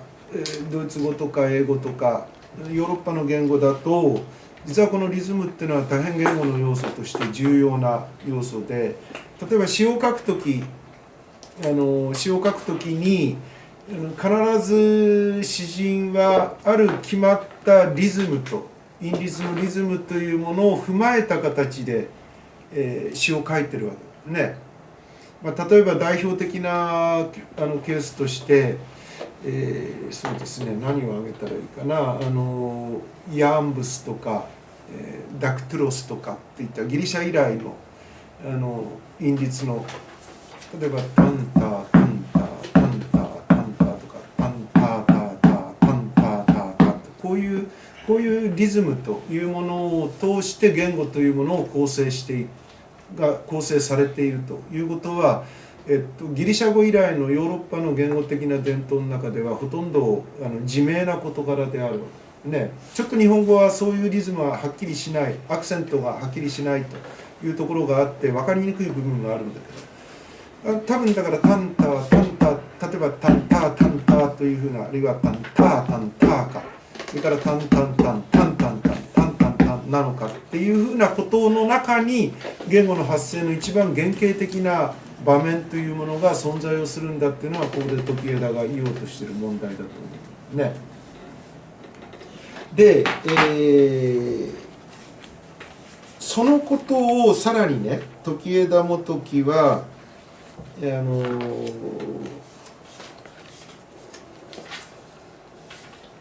時枝元樹はって言ってかな。っていうのは時枝元樹のそういう議論から吉本が引き出そうとしている問題というのが、今の引用からちょっと後のところになりますけどね、こういうふうに言ってますね。私たちは原始人が彩色において手拍子を打ち、打楽器を鳴らし、叫び声の拍子を打つ場面を音声反射が言語化する途中に考えてみた。でこのような音声反応が融節化されるところで自己表出の方向に抽出された共通性を考えれば音韻となるだろうが、この場合融節音声が現実的対象への恣意性の方向に抽出された共通性を考えれば言語の韻律の概念を導くことができるように思われる。だから言語の音韻はその中に自己表出以前の自己表出をはらんでいるように、言語の韻律は詞表出以前の詞表出をはらんでいる。正直言ってこれまだよく吉本さんがここで何を言おうとしているのかよく分かんない、腑に落ちない部分も正直言ってあるんですよね。むしろ僕は韻律の方が自己表出的なものじゃないかって、さっき言ったような言い方で言えば自己表出的なもので、音韻はそうした韻律を構成する客観的な単位だと考えればむしろ詞表出的なものかなっていうふうに、むしろ逆に考えた方が分かりやすいかなと思うところもあるんですけれども、とりあえずこういう問題で、こういう形で詞表出に韻律を対応させ、自己表出に音韻を対応させた吉本さんの真意というのは、おそらくこの時枝元樹の国学言論における一番理論的な要になっている問題、いわゆる詩事論という、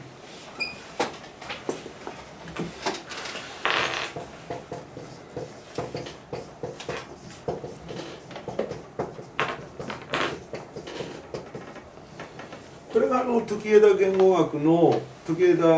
のその国学言論の中の一番理論的な要になる概念だと思うんですね、詩事。詩事っていうのは何かっていうと、要するに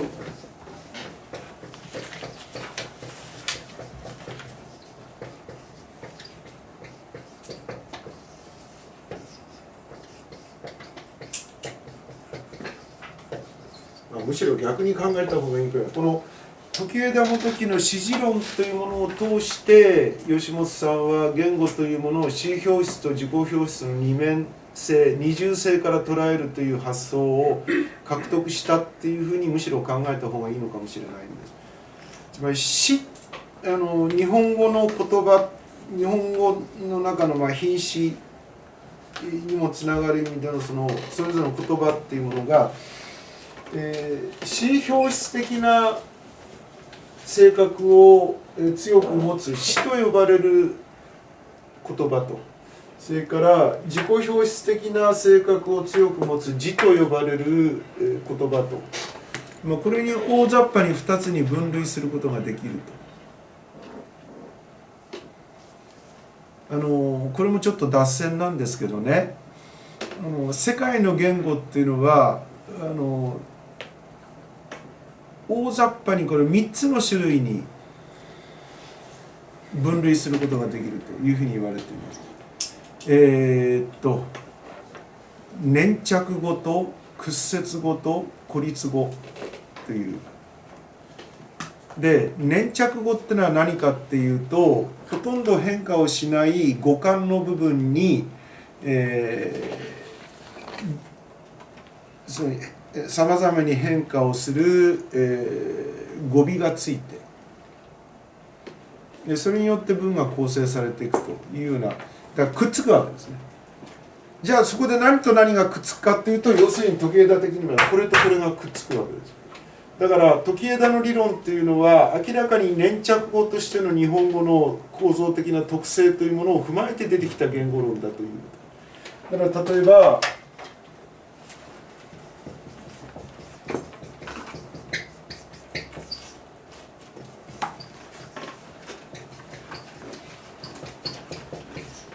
こういう文章があったね。これごく単純な文章だけど、そうするとこの中で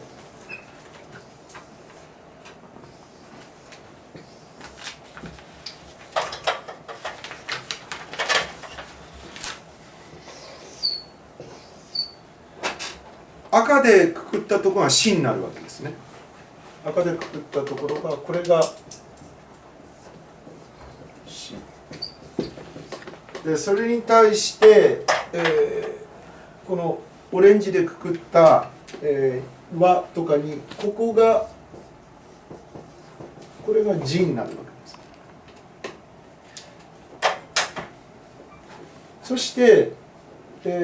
日本語においてはこの和とかにいわゆるテニオ派と呼ばれるもの、まあもちろんテニオ派のほかにもう一つ助動詞があるんで、助動詞も加えて、まあ助詞と助動詞、品詞でいうと助詞と助動詞ということになるわけ。それが、まあ、要するに詞、つまりここでいう詞っていうのは名詞であったり代名詞であったり、それから動詞であったりということになるわけです。でこれは基本的には指示表出に関わる言葉である。教というある現実的な対象との対応関係があるわけですね、具体性という。で私というのもある私という実態を指し示しているという意味では非常に指示表出的なもので、買い物ももちろんそうだし、行くという動詞の表現もそうで、基本的にこれらの言葉、詩の方は要するに言語の指示表出的な側面、つまりある対象を客観的に指し示すという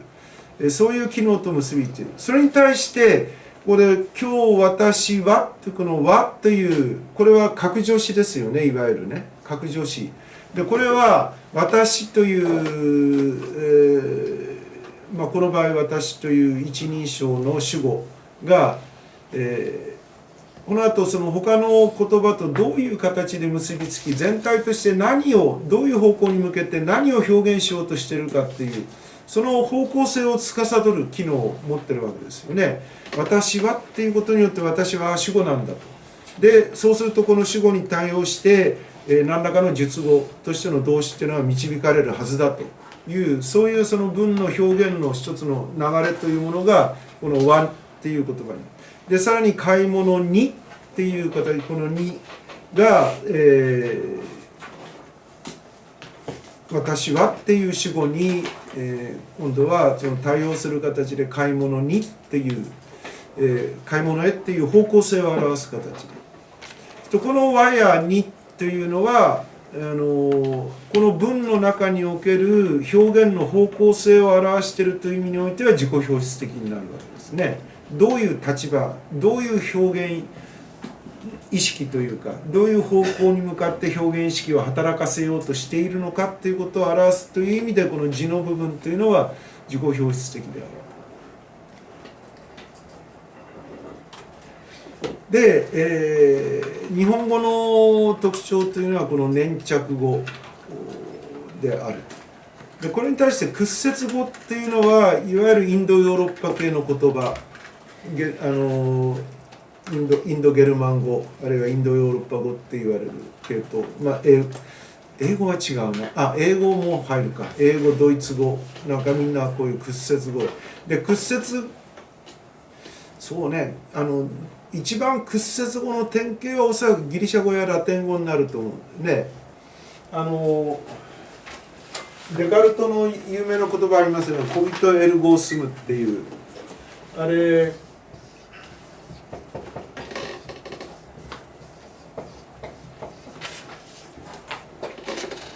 これね、我々の常識からすると不思議なんですよ。コギトっってこぎとっていう言葉は我を思うって訳されてますよね。この我を思うって我っていう主語を含めた内容を実はこのこぎとっていうこれ動詞ですね。動詞で一語で表す。ラテン語ってね主語つかないんですよ。じゃあ主語がどうやって表されてるかっていうとこの語尾の変化でもって表す。こぎとっていう形をとっていることが主語がこのこぎと考えるという動詞の内容の主語が一人称であるということを表している。つまりこの語尾の変化によって我思うという意味が示されているわけです。まあエルゴはこれはゆえにっていう接続詞だからです。この住むも同じですね。で住むっていうのはこれ英語でいうところの be 動詞です。あるという存在を表す、be 動詞で。でこれも住むという形で我存在すと我あり我ありかこれもこの住むという形の変化でもって我ありという主語の内容を含めた、意味を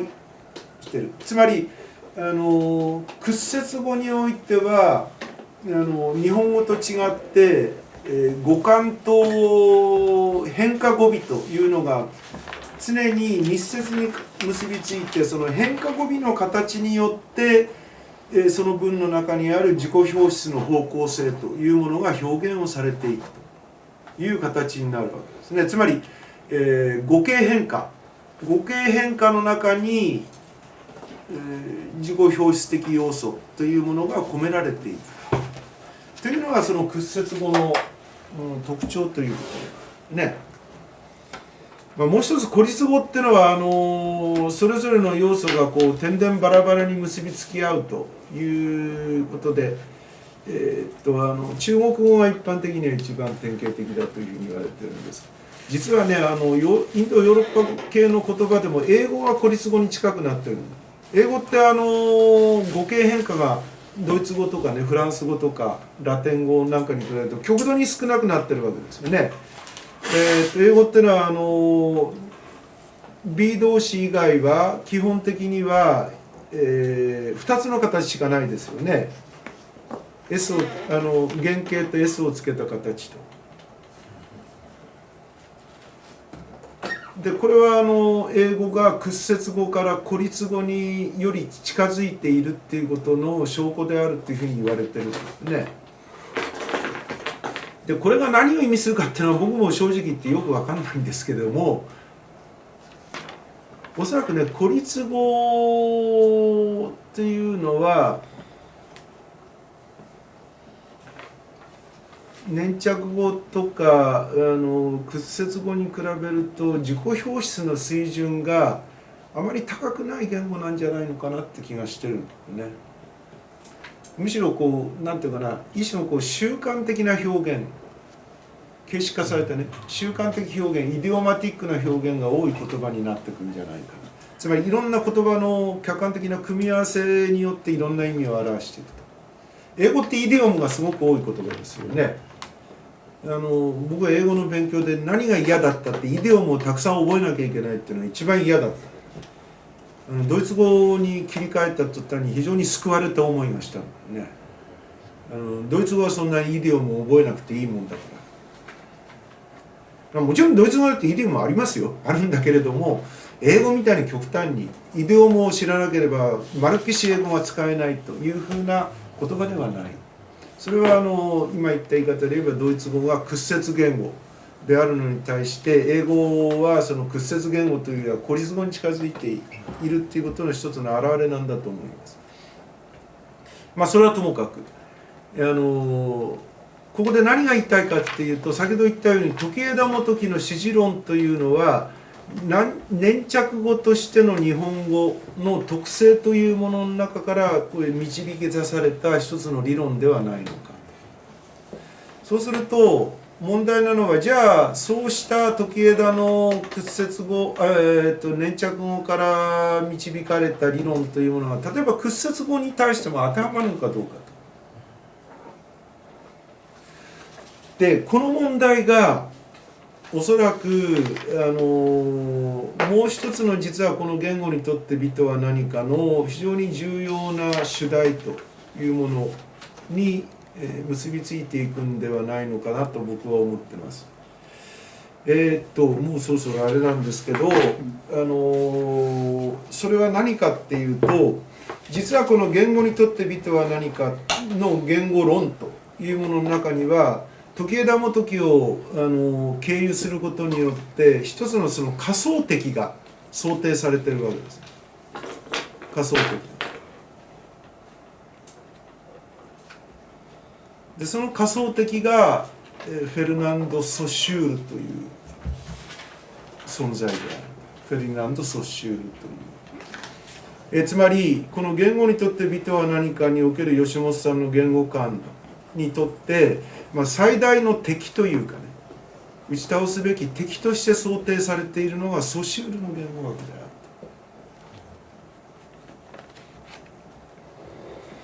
でソシュールについて、ちょっと一箇所だけ言及しているところがあります。どこだったかな。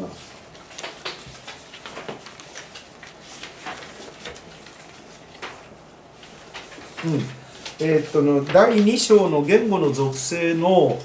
2価値というところですね。言語の持つ意味と価値というのがここで問題になっている。非常に大雑把な言い方で言うと、その言語の意味というものを吉本さんは指示表出、言語の指示表出的要素に対応させ、で言語の価値というものを自己表出的要素に対応させているわけですけれども、その価値をめぐる議論のところで、どこだったっけかな、ちょうど真ん中が少し後のところで、ソシュールの言語学言論は言語の価値に触れているというソシュールの言語学言論、ここでは言語学言論という小林秀夫さんの古い翻訳で、現在では一般言語学講義というタイトルに改められています。で、言いようがあるんですけれども、率直に言って僕の観点からすると、ここで吉本さんは全くソシュールが読めていない、全く誤解をしてしまっている。その誤解を最もよく表しているのは、ソシュールは簡単に言えば言語の価値を意味の含みというほどに見ていると、この言い方だと思います。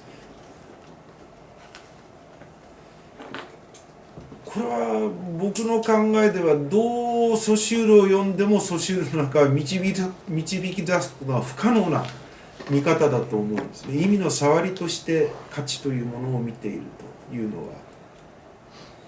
で、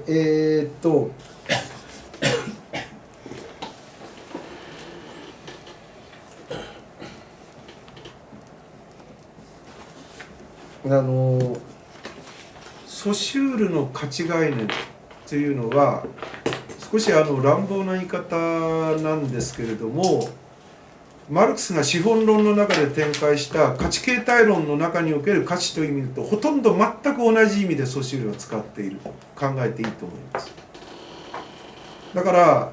吉本さんが価値を自己表出に対応させるという見方とは全く反対の形で、全く逆な形で、むしろその自己表出的な要素というものが完全に消滅していく場というか関係として価値関係というものをむしろソシュールは見ている。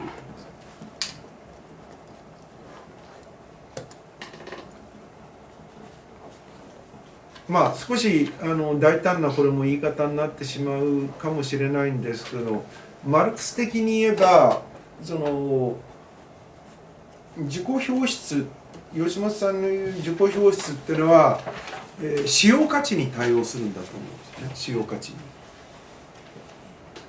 ところがソシュールが言語の価値というふうに考えた時の価値というのは全く使用価値の要素を持っていない、むしろマルクス的には完全な交換価値なんです。ここで完全に僕は吉本さんとソシュールがこうすれ違っちゃってるんだなっていう感じが。にもかかわらずソシュールの問題というのがここでやはり取り上げられている背景にあるのは、先ほどから言っている言語の2つの見方の間の相違という問題の一つのそのリミットが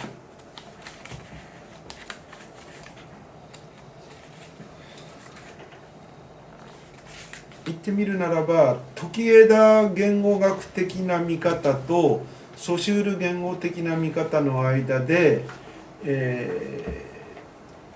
時枝吉本的って言った方がいいかな。時枝吉本的な言語観というものとソシュール的言語観というものの間に、先ほど言っている2つの言語の見方の違い、相違というものの一つのリミットが現れていると考えることができるんじゃないかとね。でそのリミットってのは何なのか。この時ソシュール自身が必ずしも使った言葉ではないんだけれども、ソシュールの弟子たちっていうか、ソシュールの系譜につながる言語学者たちが自分たちの言語学を表す言葉として構造言語学っていう言葉を使ったんですね。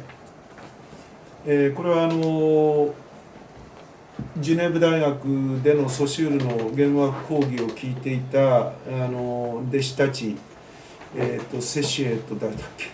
セシエともう一人忘れちゃったな、その2人がバイだ、セシエとバイが自分の講義ノートを元にしてまとめたのがこ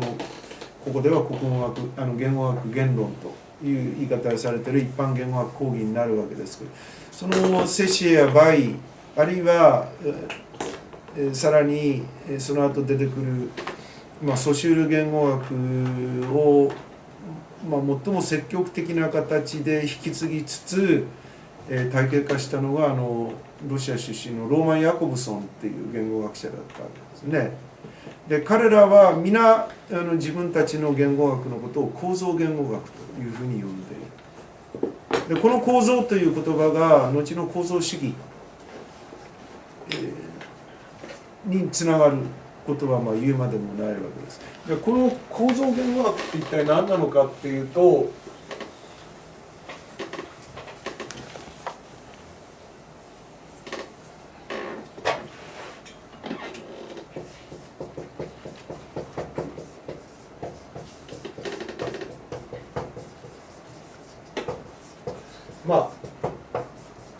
非常に単純化して言うと、僕は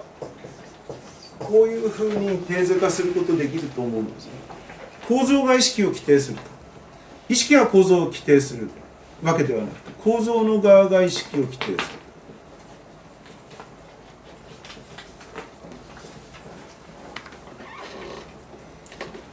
る。でソシュールの言語学に即して言うと、この部分がソシュールはラングという言葉で呼んでいる。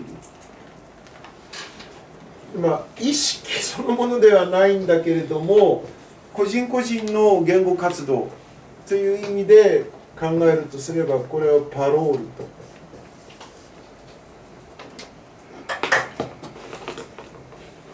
と。そのソシュールの考え方に立つと、言語活動、人間の言語活動というのは、その個々人のパロールというものの束では決してないんだ。そうではなくて、パロールに先立ってある種のその構造的全体性といったらいいの、構造的な関係性というものとしてのラングというものの内部からっていうか、そこから初めて、生まれるもの、あるいはそこから可能になるもの、それがパロールだ。だから、パロールが集まってラングを作るわけではない。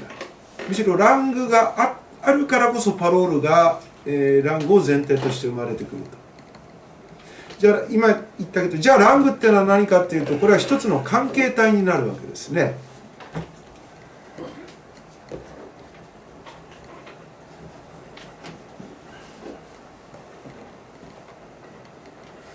この関係体っっていうのは、その関係体が構造ということになる、ストラクチャーということになるんだけど、これはまあ別な言い方すればシステムという言い方、体系、システムという言い方に置き換えられるかもしれないし、まあ、先ほど名前を、実は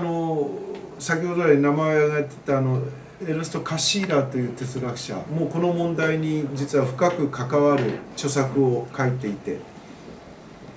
それが実体概念と関数概念というズブスタンツ・ベグリフというフンクツィオス・ベグリフという有名な本。実体概念と何ですか？実体概念と関数、代数の関数です。私ね、関数の関ね、普通の関数ってこっち使うじゃないですか。でもね、一般にこの関数はこの関数を使うことがね、外国語としては同じなんですか？同じです、基本的には。ファンクション。ファンクションです。そうです。ファンクションです。ちなみにこれ訳しているのは山本義孝という人で。そうです。山本さんが訳して寸大物理学の先生という寸大予備校物理学教の講師の山本義孝さん。でここでいうその関数概念ですね、フンクツィオン、ファンクション。これがちょうど関係体としての構造というものを僕は哲学的に基礎づける最初の議論であったというふうに言えると。まあ、先ほど私の師匠広松さんということを言いましたが、広松さんの哲学の一つの重要なキーワードとして関係の第一次性という、つまり関係を構成している一つ一つの項目よりも関係の方が先にあると。でそれがまさにこのカシーラの言う関数概念なんです。つまり関数という形で存在する複数の要素の関係体というものを考えたときに、関係を構成している要素よりも実は関係そのものの方が先にあるんだ。関係の内部にある一つ一つの個別要素っていうのは関係の中から生み出されるものである。だから先に関係があって、初めてその後に初めてここの関係を構成している要素というものが生まれてくるんだ。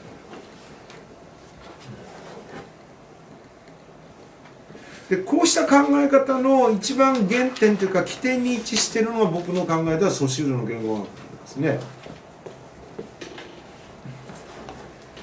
じゃあその時ソシュールの言語学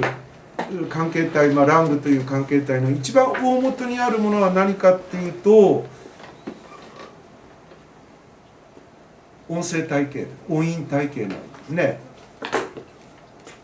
もっと正確に言うと、音韻と音韻の間の違い、差異によって形作られる音韻体系と。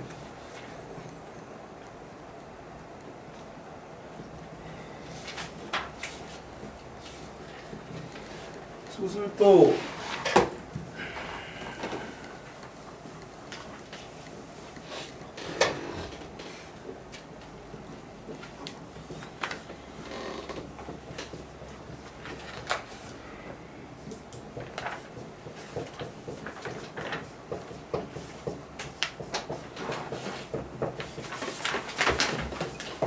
まあこれはちょっと日本語の例ですけどね、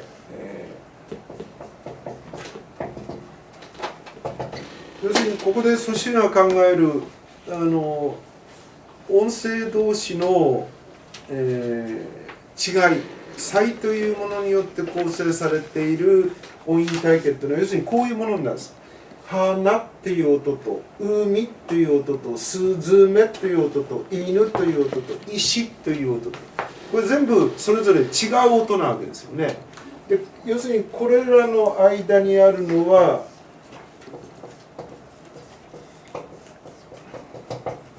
音の違いだけなわけです。だから現象的に存在するのはソシュールの考え方だと、こうした相互の音の違いだけが存在している。でこれが言語の起源だと。言語というものの、言葉というものの起源である。つまり言葉の起源にあるのは、無限に連なっていく音と音との間の違いの連鎖で、この違いというものがあって初めてここでスズメという意味が後になって生まれる。で、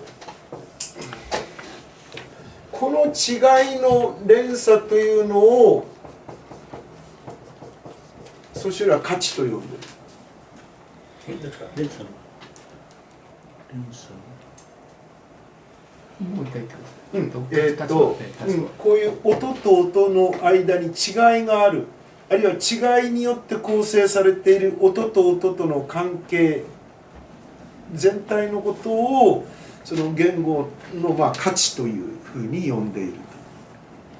でこれはさっき言ったようにマルクスの価値形態論の価値の交換価値、あるいは交換価値を本体とするところの価値概念というものとほとんど全く重なり合うね。交換価値っていうのは何か実体があるわけじゃないわけです。使用価値という実体をもはや持たない。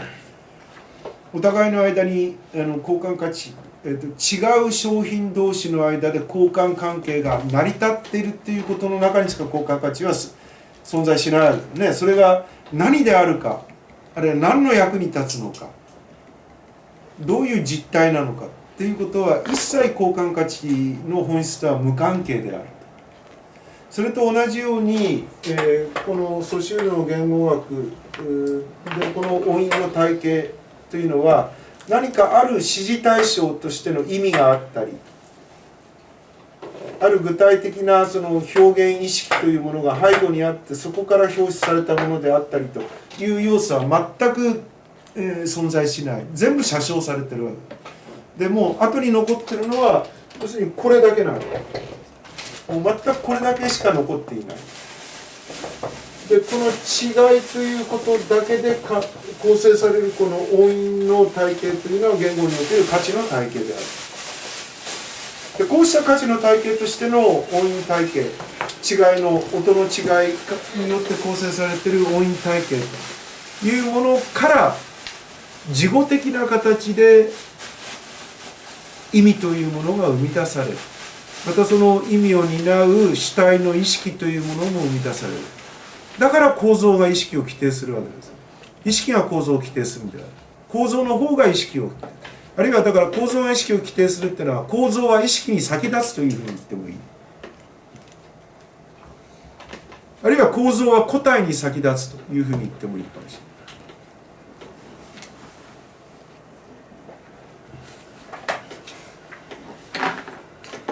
で、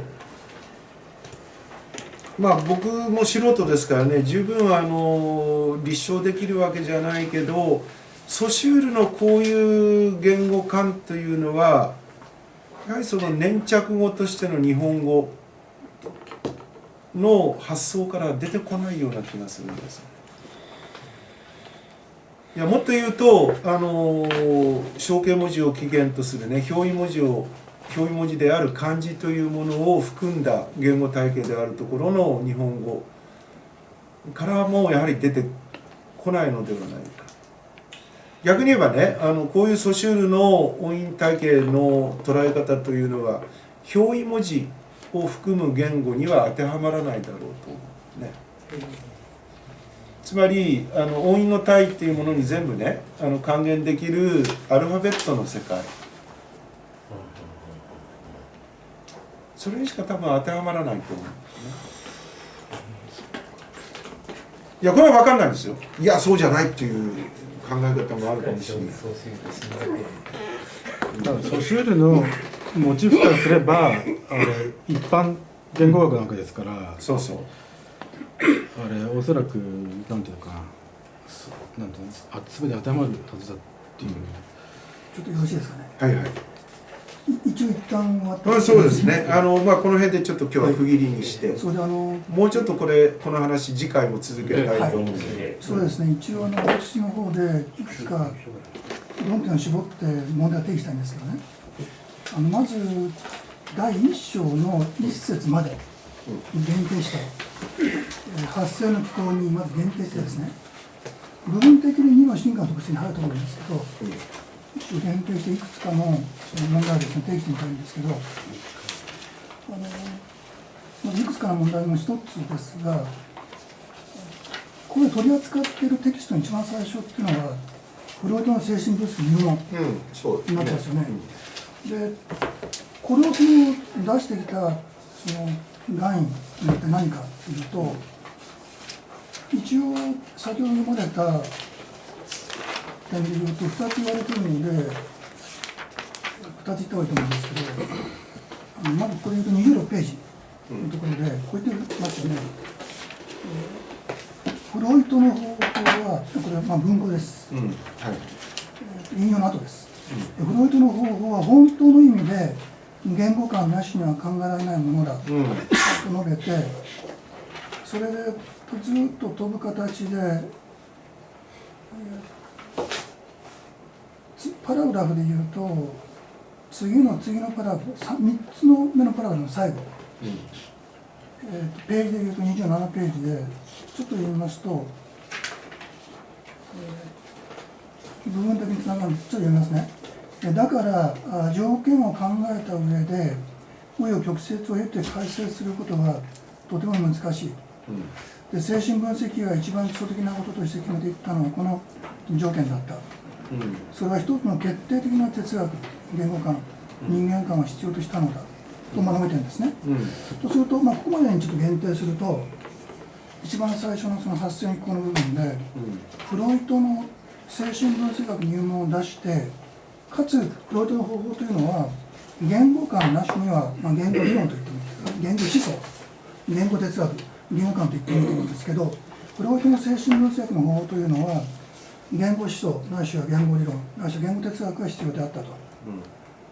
でそうした上で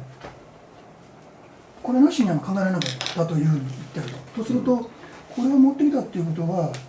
吉本の言語にとって美とは何かの一番最初にこれを持ってくるということはフロイトの方法との関連でいうと吉本のここでいうとこの芸術論、言語にとっての芸術という意味での芸術論の基礎に特定の言語思想、言語観、そういったものを設定しなきゃいけないというふうに、いわばフロイトの方法を引き継いだと。いや違う、それは違う。もうちょっとね、簡潔に、もう時間もあんまりあれだからね、簡潔に言ってくれないかな。言わんとしたことは、フロイトの方法の立場を引き継いだというふうに、それは違うと思う。違う。違う。全く逆じゃない。いや、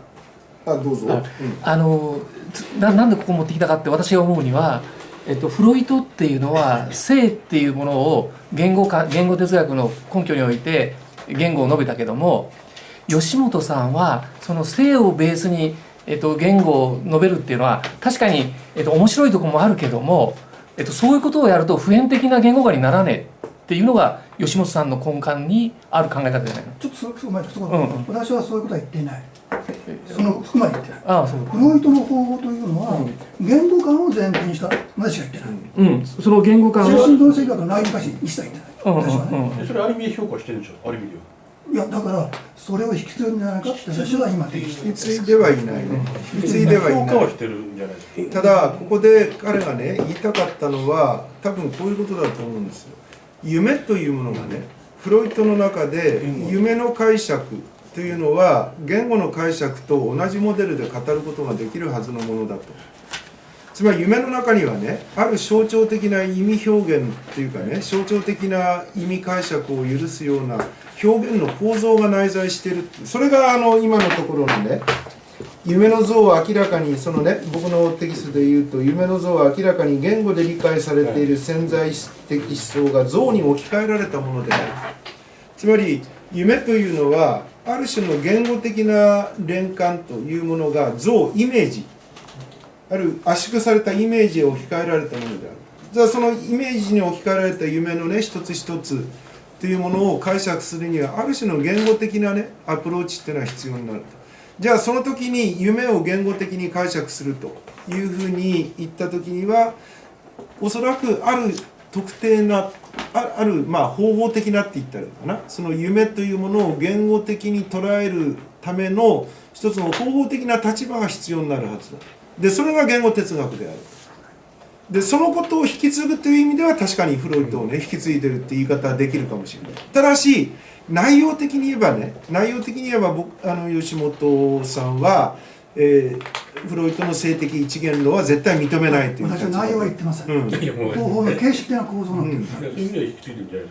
じゃあそこでちょっと推薦伺いたいんですが、その関係でですね、その阻害という外貨表出理おっしゃいましたよね。それで内的なものというのが外貨表出阻害することでそこに言語がある。でしかしそれの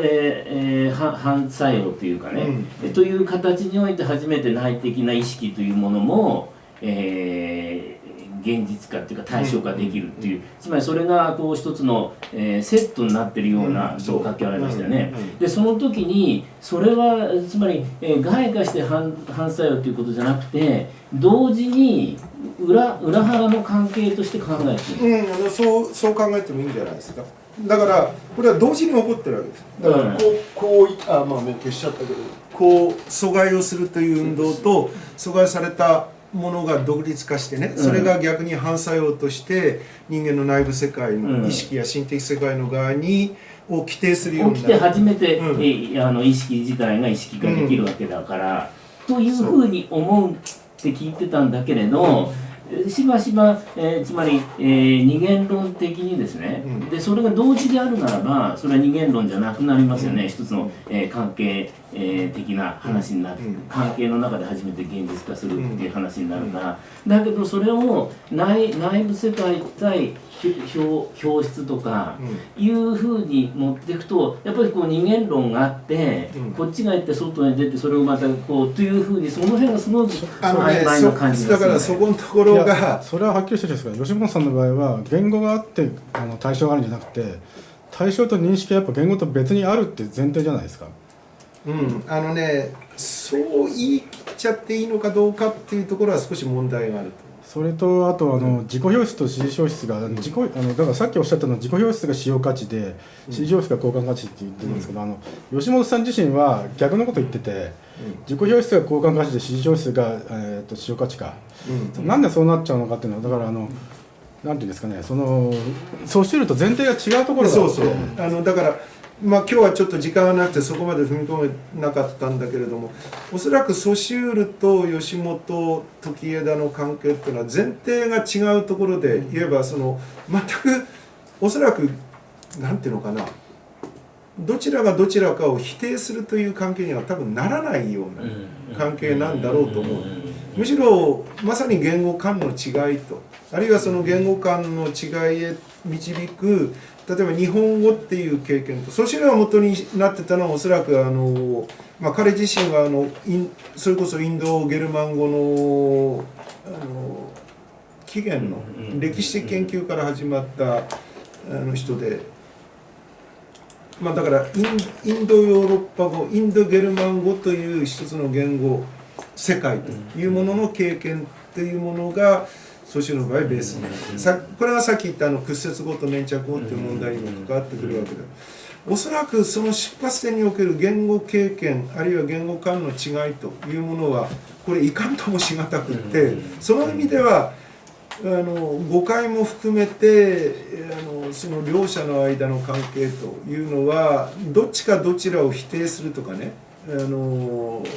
ぬんっていうふうな関係には多分ならないだろうと思う。主客を昼に捉えるっていう問題設定が吉本さんそもそもあんまり問題にしてないというか、それはどっちでもいいんじゃないかって言い方してると思うんですけど、だからそれは重大なところだと思うからね。ただ吉本さんはそれは鶏が先か卵が先かでどっちでもいいんじゃないか。そういうちょっとそこ言わしてそこの今の話、中と外の話で、この間の話の中で、19世紀のその言語観っていうのは、意識が言語にっていう中から外だからこの言い方ではさっきの言い方で意識が構造を規定するというのは19世紀です。で言語的展開があって、今度は20世紀は外にまずあってそうそれが構造が言語構造が意識を規定するっていうそういう言語観の中と吉本さんの言語観っていうのは今日の話だと中と外の相互関係っていうか、19世紀の形でも20世紀の言語展開でもない両方が同時に起きてるっていうか、なるほど。そういう言語観でそれはいやさっき言われたのは非有機的な人間と有機的な人間の身体が同時にやり取りしてるというのと背景と同じ形で言語を見てるっていう、そうするとすごく広間さんの関係主義とすごい近い感じがするんだけれども、ではないだけど、そことだけどソシュールだってそういう感じが僕なんかすごく思ってるわけ。ちょっとさ適度に補足してやりたいんだけどね、さっきの議論のちょっと次を聞きたいんだけど、さっきの議論を一応受けるとですよ、先ほどの話はフロイトの方法のいわば内容、精神分析の内容に関する点については必要はないけれども、フロイトの方法において言語観というものを前提にしたという、そういう方法の形していくことに関して吉本は気づいたと。そういう意味ではね、フロイトの問題意識っていうか、フロイトの中からそういう言語哲学の必要性っていう問題意識を引き出したことは間違いないですよ。だからこそ引用したんだと思う。そしてその後に、その後のパラグラフを見るとこういうわけですよね。言語の問題を問おうとすると、私たちはいつでもこの言語哲学というべきものの多様さにぶつかると、といった上で、一番最後に同じページの最後に私が言語についてこういう突き当たってる難しさは進めてみればこの凸、この取り扱いの難しさに希釈してしまうと言って、それでいわば言語思想と言語哲学の多様性を述べた上で、じゃあ次に言語というものをどう取り扱うのかっていういわば問題を流す、今日僕が話をしたのはそういう流れの中で話をしたつもりなんだけれども、そしてその上でいくつか議論したいんですけどね。今日は一つみたいな。めっちゃやっちゃう。そうそう。だから柴田さんが何を問題にしたいのか何を言いたいのか分かりにくいって言ってほしい。具体的に答えも含めて言ってほしいんだけど。いやそういう議論のやり方がある。自分はこう考えるでいいから。いやそうじゃない、読んだことにならないので申し訳ない。テキスト読むってのはそうじゃない。柴田さん何を問題にしたいわけ？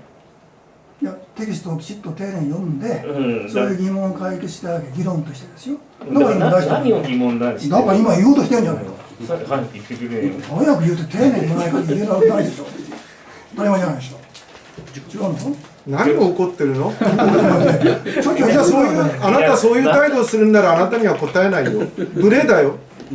無礼じゃないか。何その態度は。それが人に物を聞く態度かい？なんだその態度は。いい加減にしなさいよ。どうして君はもっと謙虚な喋り方ができないんだね。謙虚じゃないじゃないか。何を言ってるんだ。いい加減にしろ。そういう喋り方しか相変わらずできないんだったらもう君に僕は質問を答える必要はないよ。いい加減にしろよな。じゃあまず謝れ。その態度を謝りなさい。謝ります。申し訳ありませんでした。だからもう二度とそういう喋り方するな。二度とするな。約束できるか？喋り方に関してはその都度指摘してください。私はうまく分からないから。一応全然謝ってないじゃないか。謝ってないじゃないか。謝ります。本当に謝るのか？いつでもそうじゃないか、あなたは。どうしてそういうふうになるんだ？どうしてそう人のことを意図的に怒らせるような喋り方をするわけ？もう少しはさ、改善されたのかと思ったら全然改善されてないな、君の場合は。困った人だ。もうちょっと謙虚に誰が聞いても分かるような喋り方をして、しかも簡潔に喋れよ。自分が理解するんじゃないんだから、みんなで理解を共有するんだから。だから組み立てはもう講師の方が言われたので謝ります。申し訳ないです。千葉さんの意見をどんどん言ってもらった方がいいんだよ。今のところもう今日作ってる。そうです。申し訳ない。もうそういうふうな喋り方をするんだったら僕は君の質問に二度と答えないぞ。もうこれははっきり言っとく。いいかい？謝ります。申し訳ないです。今日は質問に取り上げます。以上です。はい、僕だって人間だからね、ずいぶんここでいろいろとルールと工夫をしながら喋りをし、いろんな問題を取り上げてやってきた。その文脈を踏まえた上で生産的に質問してくれるのはもう大歓迎だし、そういうところで議論はいくらでもしたいと思うけれども、今のは残念ながらそういうふうになってなかったと思うね。でしかも今フロイトの問題出たのは、その言語間の言語哲学がなぜここで言語哲学が出てきて、かつこれ僕が一番今日強調したのは2つの異なる言語間というものの間の対立というものをどういう文脈で捉えるかっていうところ、その出発点のところに言語哲学の必要性という問題を設定しているということだ。そこのところを理解してもらえれば、今日の僕の話はある程度理解してもらえたんじゃないかと思うね。はい、どうでしょう、他にもし質問があればあれですけれど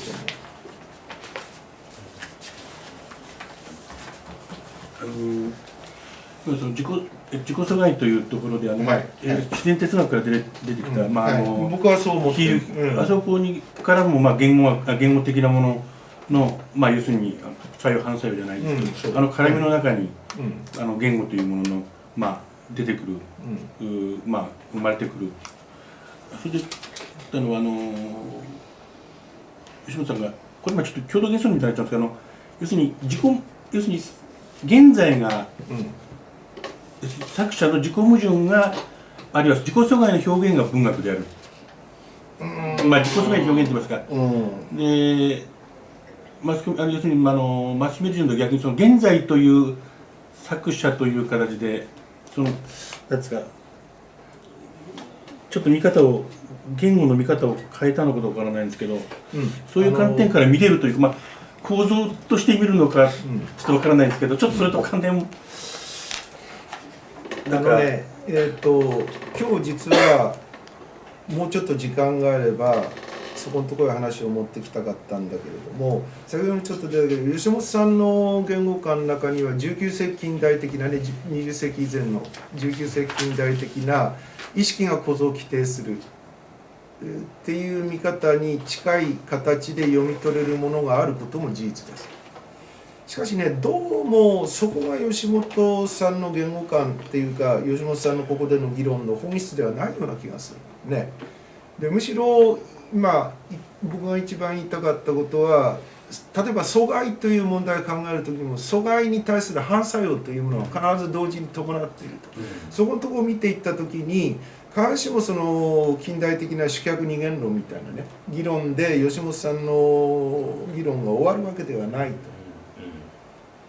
で実はソシュールの問題に関してもう一つ、本当はここでは全然吉本さんは触れてない問題になるんだけど、ソシュール言語学もさっきから言ってるような枠の中で収まらない部分の問題がある。で最終的にそこで何が問題になるかっていうと、実はさっき言った2つの世界、人間の心的な世界、幻想領域と言語というものの関係というのが、なんて言ったらいいかな、おあつらい向きに一対一的にピタッと対応してるわけじゃなくて、至る所にその2つの世界の間でズレとか歪みとか変差みたいなものが生じていくと。でそれがその先ほどから言った吉本さんの変化っていうことへの着目、あるいはその都度の水準の変化っていうことへの着目っていうところの問題意識にもつながるわけだけど、実はソシュールも同じ問題考えてるんですよね、最晩年にね。でそれがよく言われる言い方で言えばソシュールのアナグラム研究っていう、一番もう最後のソシュールの一番最後に残した研究の分野になるんだけれども、何を言いたいかっていうと、実は一周回ってね、今日2つが全く無関係であるって話で終わっちゃったんで、一周回って実はソシュールと、吉本さんの問題意識が通底する部分が現れる。でその通底する部分っていうのは多分20世紀という時代の生み出した言語をめぐる思想というものの一つのリミットの領域で、それをね吉本さんのテキストに即して考えていくためには言語にとって美とは何かだけでは実は不十分で、背明治論を読まないといけないということになるんだけど、背明治論の中にある言語論というものをもう一回ちょっと読み直す必要があるというふうに、僕は思っていて、まあそれはいずれかの回でそれもやりたいと思ってる。それぜひ聞きたい。それはあれですか、要するにこの間の時出れなかったからあれお話しされたのかもしれないけど、構造が意識を規定するっていうだけで言ったらば、そのさっきおっしゃったズレじゃないけどね、そこが解けないという、そういうことです。それを解くためには吉本さんの、内と外側にこう表出していくというその関係で、そのところではズレとかね、いろんなものが生まれる非常にダイナミックな変化の関係というのが出てくる。なんかね、作用と反作用というとさ、19世紀的に人間論に聞こえるんだよね。そうではないというふうに僕としては読みたい。絡みみたいな。絡みみたい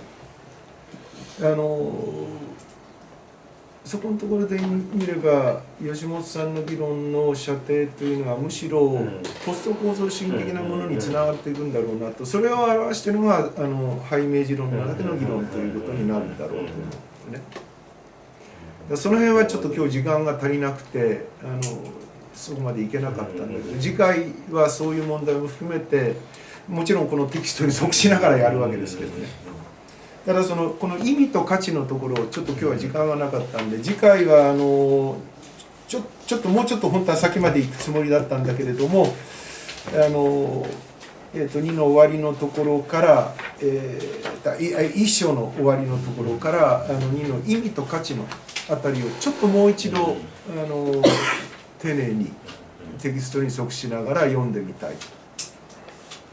ここは今日の問題と一番深くつながってくるところだと思う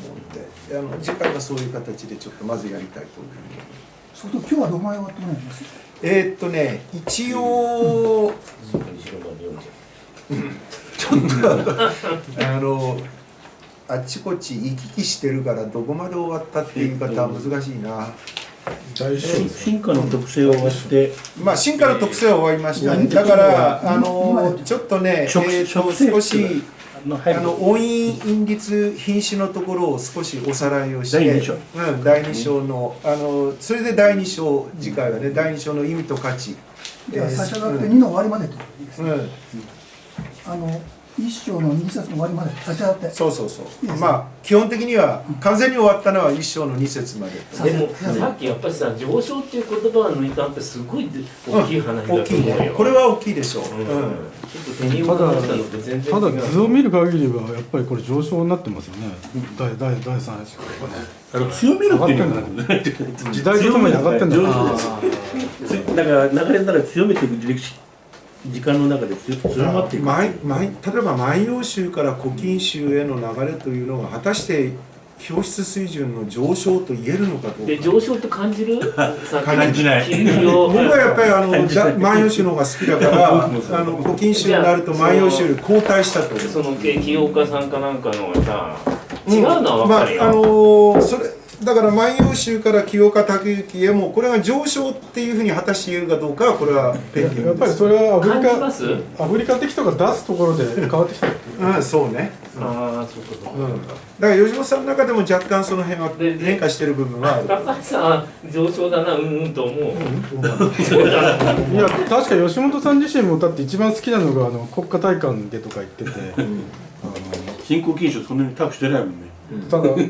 歌の方がいいって言ったらいいじゃないですか。万葉集も現代史より和歌の方がいいみたいなこと言ってるんですよ。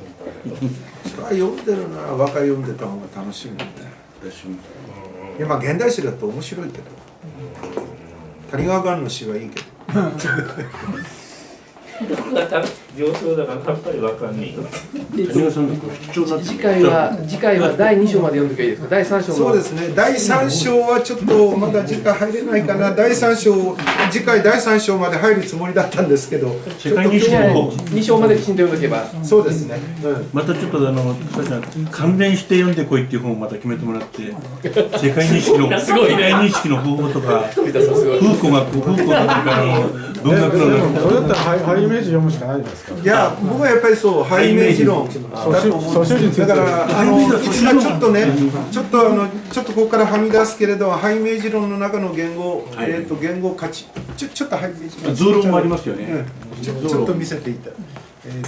ここをもしね、あれだったら読んでいただきたいといやいうところ。一巻も入ってるんですよ。一巻も増論があるんですよ。それもあるけどイメージ論結局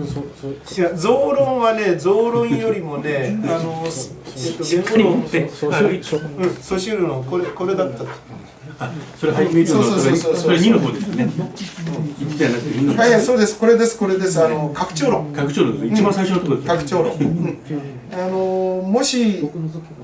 並行して読んでいただくとすれば、ハイイメージ論の2に入ってる拡張論のところをぜひ読んでいただきたい。さっきおっしゃった話で確かに読めてないんだけど、もう一回読んだ後でもう一回同じこと言ってるんですよね。でそこのひっくり返しみたいな感じになってて。だからこの拡張論のところは吉本さんの一種の価値論になってる。マルクスとソシュルが両方出てくる。あそこ一番なんかすごい力入れて書いてあるんですよ。多分ハイイメージ論で一番力入れて書いてるのは拡張論じゃないかなって気が僕もします。でやっぱり自己表出を置くのとなんか労働価値を置くのがやっぱ対応してるような。そう。いや明らかにそうです。あと次の自然論のところもなんか自然哲学がそう重要なところですよね。どうもありがとうございました。あ、そうか。次回くらいから